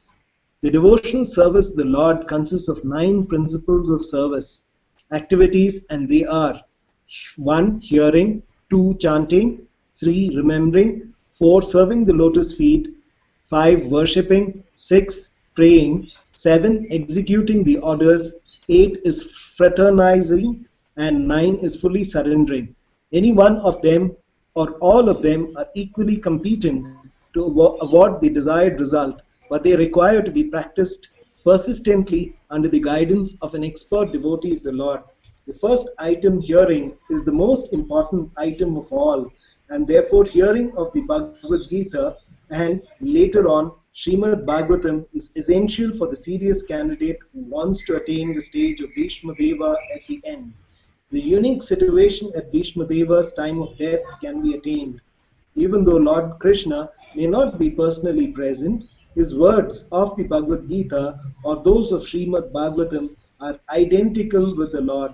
They are sound incarnations of the Lord, and one can fully utilize them to be entitled to attain the stage of Sri Bhishma Deva, who was one of the 8 Vasus. Every man or animal must die at a certain stage of life, but one who dies like Bhishma Deva attains perfection, and one who dies forced by the laws of nature dies like an animal. That is the difference between a man and an animal. The human form of life is especially meant for dying like Bhishma Deva. Amazing, this purport, because for all of us who want to attain Krishna's lotus feet, Prabhupada says that the highest stage of perfection he has achieved now. Okay? And Prabhupada is saying it's possible for everyone. For everyone, this is possible. That's always he encourages. And Prahlad Maharaj is blessed by the Lord. Prabhupada says, see. Narasimha touching his head, he will touch your head also. Okay? He can bless you also. Same way when he blesses Dhruva Maharaj by his conch, he said, yes, Krishna can bless you also, provided you become a candidate for his mercy. So Prabhupada says, don't worry, you can also get the same mercy provided you follow the 9 processes of bhakti. Continue. Any one of them or all of them are competent to take you to the lotus feet of the Lord. Okay, but they have to practice under the guidance. We are not whimsically, we are taken under shelter of Srila Prabhupada. Unique suggestion of Bhishma that death can be attained even though Krishna may not be personally present. Why? Because words of Gita Bhagavatam are the sound incarnation. Just like you're hearing Bhagavatam now, the sound incarnation. And then the last line is so sweet. The human form of life is specially meant for dying like Bhishma. So this should be like, you should keep remembering this every day. My life is meant like die like Krishna. So nice. Therefore, only one devotee can appreciate and glorify another pure devotee. See, Prabhupada is glorifying Bhishma, taking full opportunity. knowing that Bhishmadeva had merged into the unlimited eternity, supreme absolute, all present there, became silent like birds at the end of the day. Yes, Mataji, you are done. No echo now? No echo has stopped, Mataji? No, Yeah. to enter into or to become merged into the unlimited eternity of the Supreme Absolute means to enter the original home of the living being. The living beings are all component parts and parcels of the Absolute Personality of Godhead, and therefore they are eternally related with Him as the servitor and the served. Lord is served by all his parts and parcels as the complete machine is served by its parts and parcels. Any part of machine removed from the whole is no longer important. Similarly, any part and parcel of the Absolute detached from the service of the Lord is useless. The living beings who are in the material world are all disintegrated parts and parcels of the Supreme Whole, and they are no longer as important as the original parts and parcels. There are, however, more integrated living beings who are eternally liberated. The material energy of the Lord, called Durga Shakti or the superintendent of the prison house, takes charge of the disintegrated parts and parcels, and thus they undergo a conditioned life under the laws of material nature. When the living being becomes conscious of this fact, he tries to go back to home, back to Godhead, and thus the spiritual urge of the living being begins. The spiritual urge is called Brahma Jigyasa, or inquiry about Brahman. Principally, this Brahma Jigyasa is successful by knowledge, renunciation, and devotional service to the Lord. Jnana or knowledge means knowledge of everything of Brahman, the Supreme. Renunciation means detachment of material affection, and devotional service is the revival by practice of original position of the living being. The successful living beings who are eligible to enter into the realm of the Absolute are called Jnanis, the Yogis, or the Bhaktas. The Jnanis and Yogis enter into the impersonal rays of the Supreme, but the Bhaktas enter into the spiritual planet known as Vaikunthas. In the spiritual planets, the Supreme Lord as Narayana predominates, and the healthy, unconditioned living beings live there by rendering loving service to the Lord in the capacity of servant, friend, parents, and fiancé. Therefore, the unconditional living beings enjoy life in full freedom with the Lord, whereas the impersonalists, Jnanis, and Yogis enter into the impersonal growing effulgence of the Vaikuntha planet. The Vaikuntha planets are all self-illuminating like the sun, and the rays of the Vaikuntha planets are called Brahmajyoti. Brahmajyoti is spread unlimitedly, and the material world is but a covered portion of an insignificant part of the same Brahmajyoti. This covering is temporary, and therefore it is sort of illusion.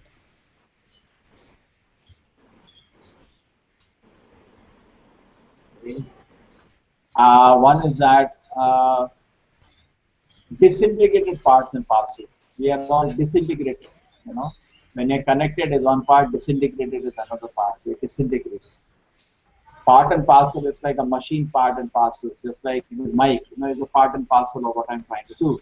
If the mic is not there, it will be very difficult. The same way, disintegrated means if this mic is thrown on ground in a desert or a forest, there's no utility. So Maya takes care of the disintegrated parts and parcels to train them so that they can again join back. So when a living entity becomes conscious that he has been, disintegrated, he tries to go back home, back to God, and thus the spiritual urge of the living being begins. And Prabhupada says that the healthy, unconditioned living being go to serve Narayana or Krishna in the spiritual world, in the 5 rasas: servant, friend, parents, fiancé, and Shanta.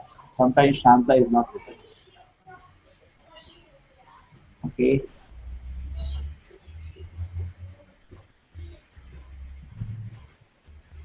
Yes, Mataji, one more paragraph.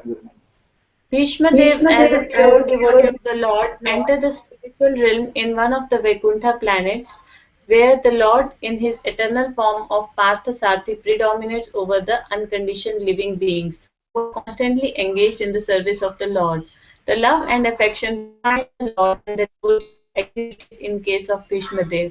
Bhishmadev never forgot the Lord in his transcendental feature as Parthasarathi, and the Lord was present personally before Bhishmadev while he was passing to the transcendental world. That is highest perfection of life.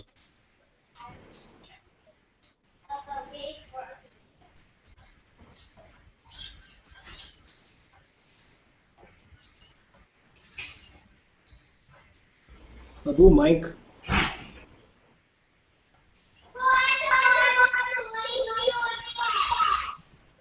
I think she's going impatient now. So much time you're taking. What are you doing? It's raining here as well. Oh, So she's shouting. oh, it's everywhere raining. It's raining in your place also, Rajesh? Unfortunately, not. It's been very warm here from 2 days in rains. Okay, you have to do more Bhagavad Katha, it will rain. Okay. So, let's see, the love and affection binds the Lord and the devotee is the point here. And the Lord has come. And then the Bhishma Deva never forgot, and Krishna also personally came.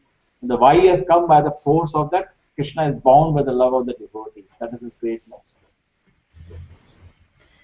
Prabhu, Yeah. Bhishma Dev entered into the planet predominantly as Parthasarathi Krishna. But is it possible, like if, as he said, he wants to give gopis or any different Your voice is breaking up. Once Bhishma Dev has attained that planet where Parthasarathi is predominant, if he wants to enjoy a different rasa, is it possible for soul to go to another planet or move?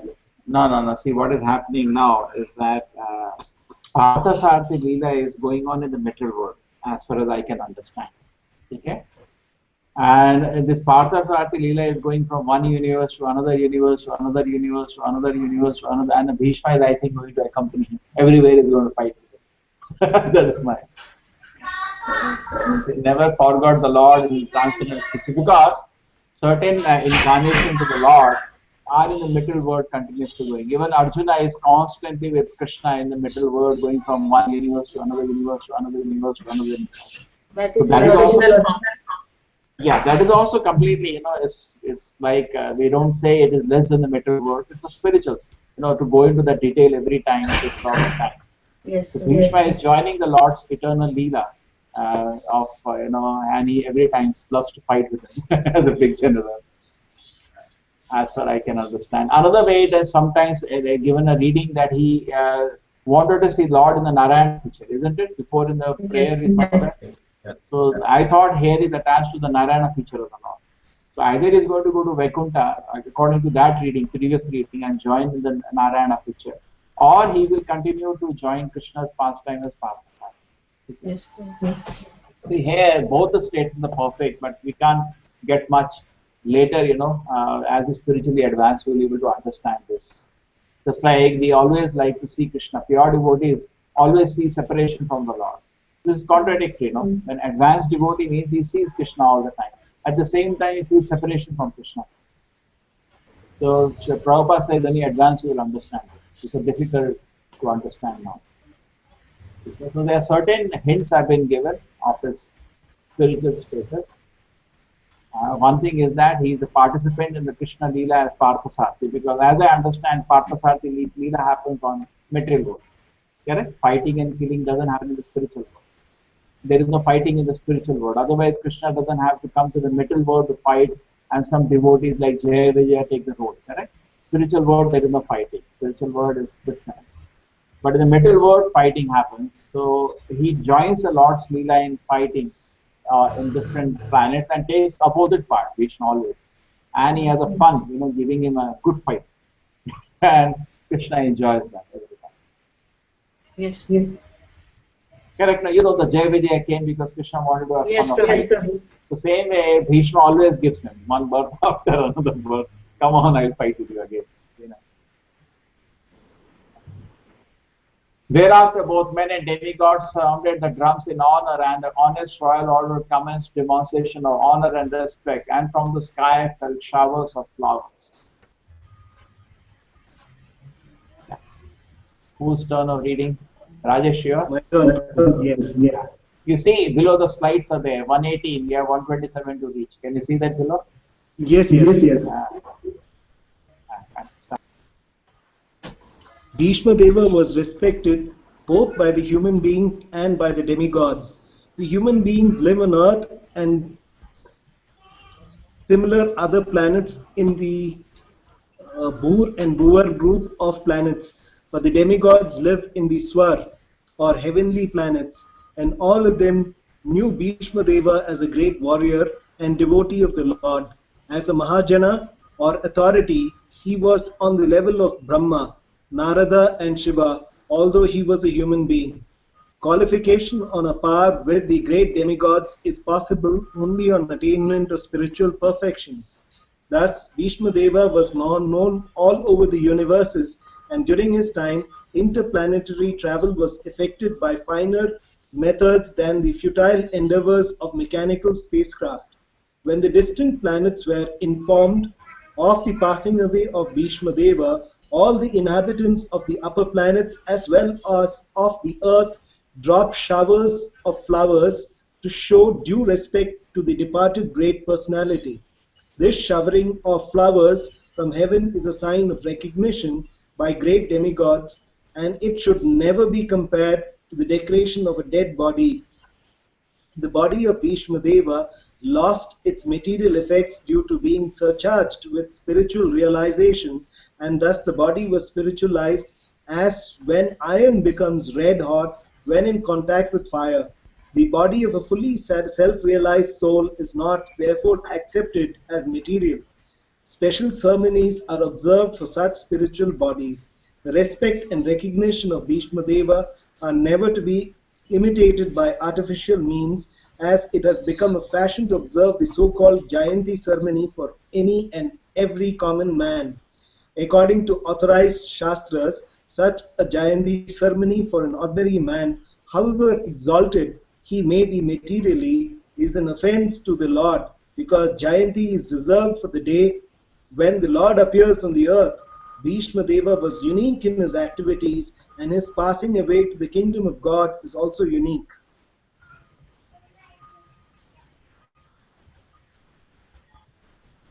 Bhishma is an authority. He is in a level with Brahma, Narada, and Shiva. It's a beautiful statement. Okay? Even though he was a human being. So, and then Prabhupada takes a dig at the scientists. He says that, your mechanical spacecrafts are, low tech. It's actually they think high tech. It's a very low tech. Like Kardama Muni, he created a full city. What they are doing is a low tech. They are on a very low level of technology. They're doing it in a very complicated way. And inhabitant upper planet, Prabhupada says the shower of flowers. This all happens. And even Krishna, every time he killed a demon, you remember, they were throwing flowers. We heard the cattle drums and all. So imagine how wonderful it will be to leave a body like that. How nice to be recognized as a devotee of the Lord. Ramananda Raya said there is no great fame than a fame of a devotee. Yeah? This will be such a nice inspiration to leave a body like Bhishma. Even the Devatas recognize his service to the Lord. And Prabhupada is saying his body is not material. Because of being absorbed in Krishna's service, it is fully spiritual. Like iron, when it touches fire, also becomes hot like fire. It becomes fire. Prabhupada says it should not be. Now, another important point Prabhupada is saying, it should not be imitated, all these things. Today has become a fashion. So-called Jayanti, Gandhi Jayanti, Indira Gandhi Jayanti, Nehru Jayanti, correct? These Jayantis are, waste of time. In fact, it should be. I was so happy when I went to Udupi Matha. All their sannyasis, when they die, they just put them in one place. They have one Vrindavana. But they are not imitating like for great acharyas. The great acharyas means, there is practically, you can have a temple. Just like Raghavendra Swami, there is a temple. You gone to that, Rajesh, Mantralaya? No, Prabhu, not be there. There is a famous place. He was one of the exalted personalities in Madhva Sampradaya. So that is okay, just like your proper samadhi, but not to start building for everybody. Where you're comparing a Senapati to, his servants. You cannot compare. The Lord and the demigods cannot be compared. Even though demigods are all servants of the Lord, but their position is, quite small in front of the Lord. The same way, there may be so many people, but where we can compare to Srila Prabhupada and Senapati or Lord Chaitanya, where we can. So therefore, anyway, the whole idea is that is it an offense that Jayanti is very cheap. Just like we give respect to all the devatas, we give special respect to the Lord. Correct? It's not that when you see Ganesha, Durga, you should not respect. You should give respect to them. They are all great.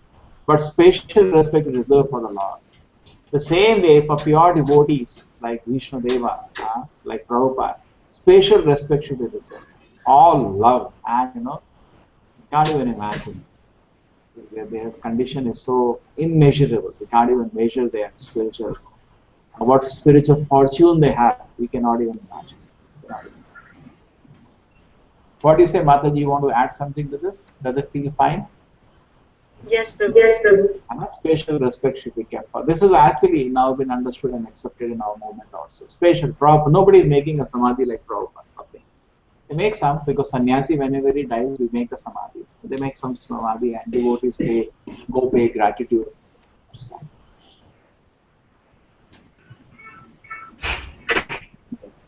O descendant of Bhrigu, after performing funeral rituals of the dead body of Vishnudeva, Maharaj Yudhishthira was momentarily overtaken with grief. Yes. Guess whose turn now? My Prabhu. Mataji. Bhishmadev was not only a great family head of Maharaj Yudhishthir, but also he was a great philosopher and friend to him, his brothers and his mother. Since Maharaj Pandu, the father of 5 brothers headed by Maharaj Yudhishthir, had died, Bhishmadev was the most affectionate grandfather of the Pandavas and caretaker of the widowed daughter-in-law Kunti Devi. Although Maharaj Dhritarashtra, the elder uncle of Maharaj Yudhishthir, was there to look after them, his affection was more on the side of his 100 sons, headed by Duryodhan. Ultimately, a colossal clique was fabricated to deprive the 5 fatherless brothers of the rightful claim of the kingdom of Hastinapur. There was great intrigue common in imperial palaces, and the 5 brothers were exiled to the wilderness. But Bhishmadev was always a sincerely sympathetic, well-wisher grandfather, friend, and philosopher to Maharaj Yudhishthira, even up to the last moment of his life. He died very happily by seeing Maharaj Yudhishthira to the throne. Otherwise, he would have long ago quitted his material body instead of suffering agony over the undue sufferings of the Pandavas. He was simply waiting for the opportune moment, because he was sure and certain that the sons of Pandu would come out victorious in the battlefield of Kurukshetra, as his lordship Sri Krishna was their protector. As a devotee of the Lord, he knew that the Lord's devotee cannot be vanquished at any time. Maharaj Yudhishthir was quite aware of all these good wishes of Bhishmadev, and therefore he must have been feeling the great separation.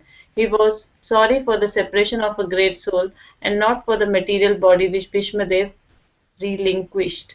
The funeral ceremony was a necessary duty, although Bhishmadev was a liberated soul. Since Bhishmadev was without issue, the eldest grandson, namely Maharaj Yudhishthir, was rightful person to perform his ceremony. It was a great boon to Bhishmadev that an equally great son of the family undertook the last rites of a great man. Again, Prabhupada uses such a beautiful line to close with the purport. A great boon, that's such a great devotee. Such stalwart personalities used to be there. Therefore, this land is so precious. Very happily to see Yudhishthira. He died very happily to see. And Yudhishthira Maharaj, blessed by all these people, by Bhishma, everybody, created Vaikuntha on earth. Okay? And he was happy to leave the body after Yudhishthira Maharaj was the emperor. As a devotee of the Lord, he knew the Lord. Anyway, he knew the Lord devotee cannot be vanquished. Kaunteya pratijanahi name bhakta pranashti. He knew nothing can happen. Krishna is on their side.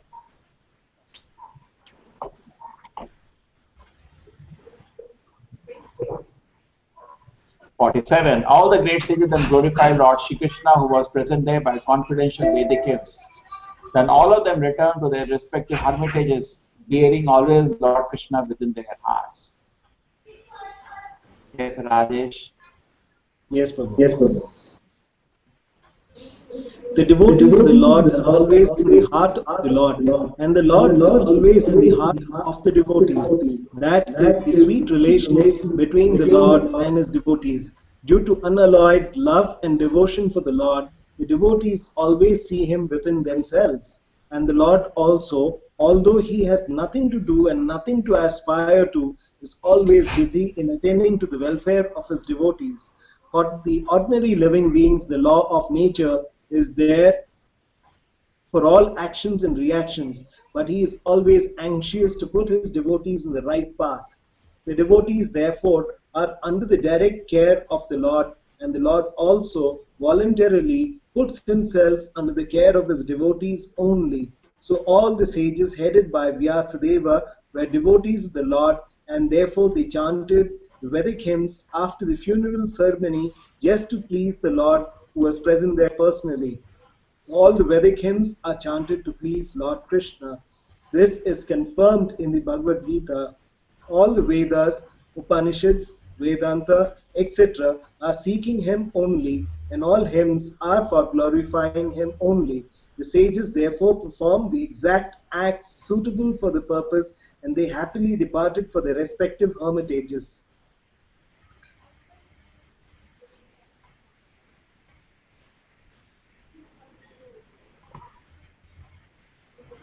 Thereafter, Maharaj Yudhishthira at once went to his capital Hastinapur, accompanied by Lord Shri Krishna, and there he consoled his uncle and aunt Gandhari, who was an ascetic. Yes, Mataji, now the glorification of Gandhari for you.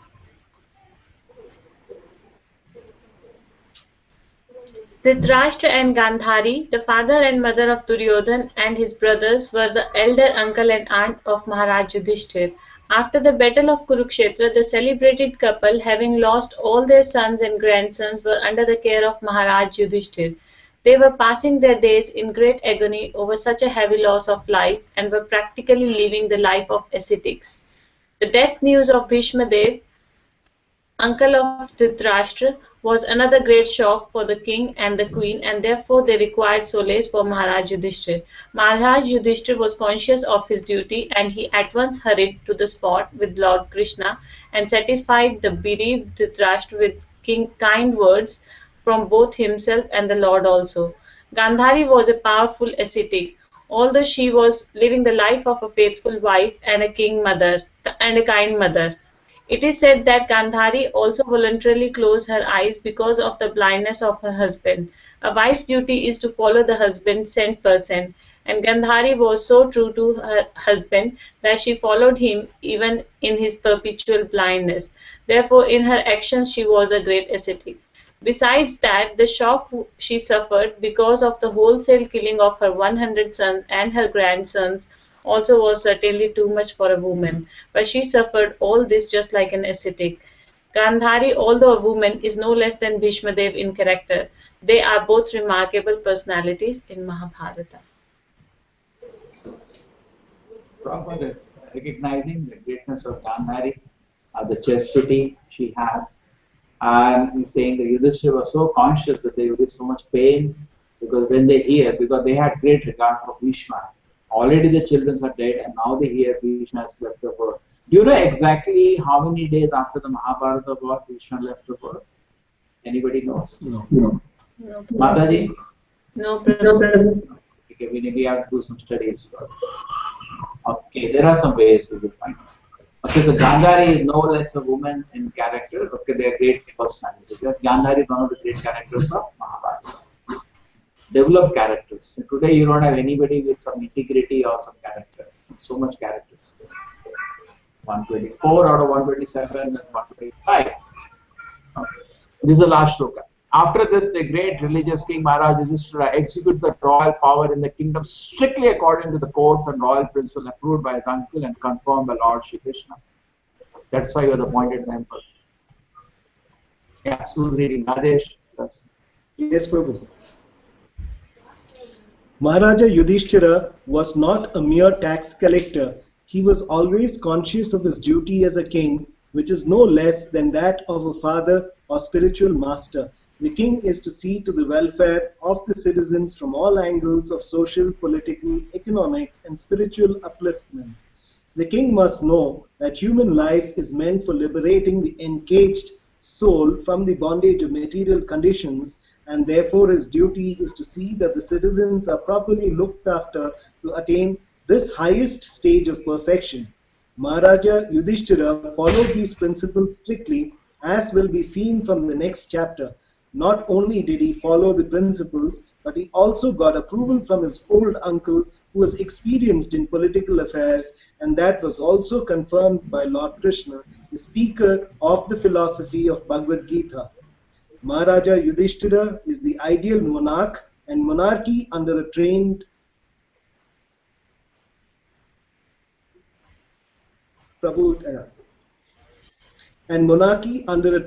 king like Maharaja Yudhishthira is by far the most superior form of government, superior to modern republics or governments of the people by the people. The mass of people, especially in this age of Kali, are all born Shudras, basically low-born, ill-trained, unfortunate, and badly associated. They themselves do not know the highest perfectional aim of life. Therefore, votes cast by them actually have no value, and thus persons elected by such irresponsible votes cannot be responsible representatives like Maharaja Yudhishthira. Prabhupada never liked democracy. So democracy means demon goes crazy. You know that, Mataji? No No problem. problem. He said democracy means demon goes crazy. He just did not like, hated democracy. So what nonsense is this? But he said you cannot do anything. You cannot remove it now. So for all practical purposes, now you have to convince the mass. And if you convince the mass, they become the devotees so nice. You know, recently, one lady has become, first Hindu lady in America became a legislator, Tulsi Gabbard. Did you hear about her? No. Yes. Just go to Dandavats. You know, Dandavats is the ISKCON website. You will see her speech. She made a speech in UN, a Krishna conscious speech. You know, we are all part and parcels of the Lord. Can you imagine somebody having the courage to speak? You see that I am a Gaudiya Vaishnava. You know? And she speaks proper words, part and parcel of the Lord, and like that, she's speaking. Very nice. He says, International Yoga Day, she made a speech. He said, what you are doing yoga, you have to go ahead and you have to understand your part and parcel of the Lord, and the love for the Lord has to be, you know, awakened in our heart. And she speaks so well. And under the circumstance of that, you know, she spoke some basic Krishna consciousness, which I found very courageous. You know, there is all Indian people are there, ministers, they don't know that. And she knows. And she is connected to one of the disciples of Prabhupada, you know, who Siddha Swarupa. He was in America, in Hawaii. And later he left the movement, but he continued preaching. You know, he's not, say, having an ISKCON trust. He has made his own trust, but he's preaching. And she came in contact, her whole family. And she's getting married to another person who is also Gaudiya Vaishnava, connected to the same group. So nice, you know. And if suppose a person like her becomes the president of America, so nice, auspicious. True. Prabhupada is saying, you know, we have to adjust. In fact, in Hawaii itself it happened. Some devotee asked, can I fight election?